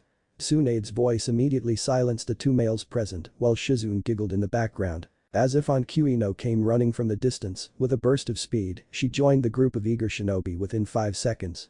She immediately dropped to her knees and breathed heavily from exhaustion as she muttered. Sorry for making everyone wait. Naruto looked at Ino with a grin as he said. That's fine, just tell me what that weapon is, you seemed very excited about it. Ino grinned at her lover's curiosity as she said with a wink. It's a surprise. The prisoner was led to a large open meadow, and while two Anbu restrained him, a third guard released the prisoner's handcuffs. The prisoner looked confused, and the Anbu guard nodded toward his teammate who held out a sword and handed it to the prisoner and said. Your death sentence will begin shortly. With this weapon you have a right to defend yourself. If you attempt to escape you will be captured. You will be monitored by us. Oh, and please try not to die too quickly. We like to be entertained. And with those words the Anbu guards vanished into various surrounding trees to act as spectators and would step in if the prisoner somehow managed to gain the upper hand on the leaf ninja that was ordered to perform the spar execution. The prisoner sighed and twirled the blade in his hand and slides the blade into the ground and sat down. He leaned his back against a tree and waited for his executioner as he thought. Better than a firing squad, at least I can have a little fun before I go. Naruto, Jiraiya, Shizune and Tsunade were all walking with Ino toward the battlefield that the spar execution would take place in. Ino walked into the large clearing as the spectators retreated to the safety of the treetops. The prisoner stood up and pulled the blade from the earth as he asked. Are you my executioner? Ino nodded and glared at her enemy. The prisoner began to laugh as he said, there's no way a little girl like you could ever be considered my executioner. Ino smirked and unraveled 2 lengths of chains coming from the sleeve of her shirt. Ino's eyes began to glow blue as she performed a series of hand signs and said, chakra manipulation jutsu. Her misty blue chakra began to flow through the chains, and they immediately became animate, the 2 long chains rising into the air like snakes. The prisoner held his blade in front of him in fear as Ino slid a kunai down each chain. Ino roared with all of her might as the 2 living lengths of chain shot forward at their target, kunai pointing forward off the tips. One of the chains shot straight through the poisoner's side, narrowly avoiding a vital organ. The other chain passed through the prisoner's leg, pinning him to the ground. The prisoner dropped down onto his undamaged knee and coughed up a small pool of blood as he thought. Fuck, this bitch is really going to kill me. Ino pulled her enormous scroll from her back and opened it. She threw it and performed a fast, precise series of hand signs that caused the scroll to twirl around its intended target like a tornado. Ino gathered chakra and performed another series of hand signs as she called out, weapon summoning jutsu. An endless barrage of kunai and many other assortment of exotic blades went flying into the prisoner all at once. After the dust cleared there was a bloody mess that used to belong to a corpse with so many weapons in the ground. The only way to describe the fight would be the prisoner being used as a living pincushion. Ino smirked and performed another series of hand signs that caused all the kunai to pull out of the ground and fly toward the scroll, as if a magnetic force was drawing it. Ino quickly sealed every weapon she had back in her scroll with a sigh as she thought, damn it, now all my new kunai are stained in blood. Naruto was immensely impressed and felt privileged to know a kunoichi so strong, whereas Jiraiya and Tsunade were left speechless. The progress of Ino over the past 6 months is off the charts, although she was still very impressed on how she channeled her chakra for lengths of chains to control them. Ino retracted her chains back into her sleeves of her shirt and put away her kunai, then she walked up to Tsunade with a smile as said. So do I pass? Naruto was confused about what Tsunade had said as he said. You mean this was a test? Tsunade nodded. Naruto then asked. Well, did she pass? Tsunade smiled as she said.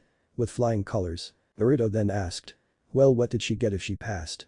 Tsunade smirked and said. A promotion to Jounin rank. Tsunade then cleared her throat and turned to Naruto and Ino and said.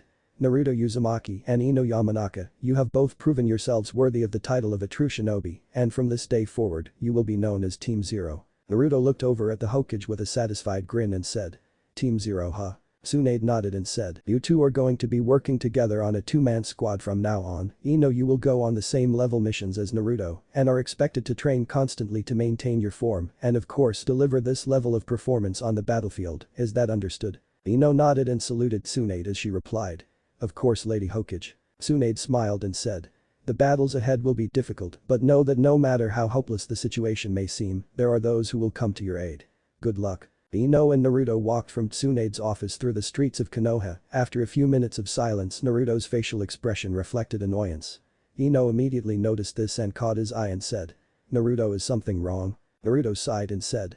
It's nothing too important, it's just I've been so overworked recently with all the missions they've put me on and now they formed our team, so I already know they'll be sending us on missions again soon. Ino sighed and sat down on a bench and pulled down Naruto in the seat next to her. Ino smiled and began to rub and massage Naruto's shoulders as she said, just relax Naruto, let's just consider today a day off for us, besides we need to catch up with a few friends. This comment put a smile on Naruto's face as he tilted his head, the azure orbs embedded in his eyes locked with hers. Naruto's grin widened and he looked up into the sky as he said. I guess it has been a while, hasn't it?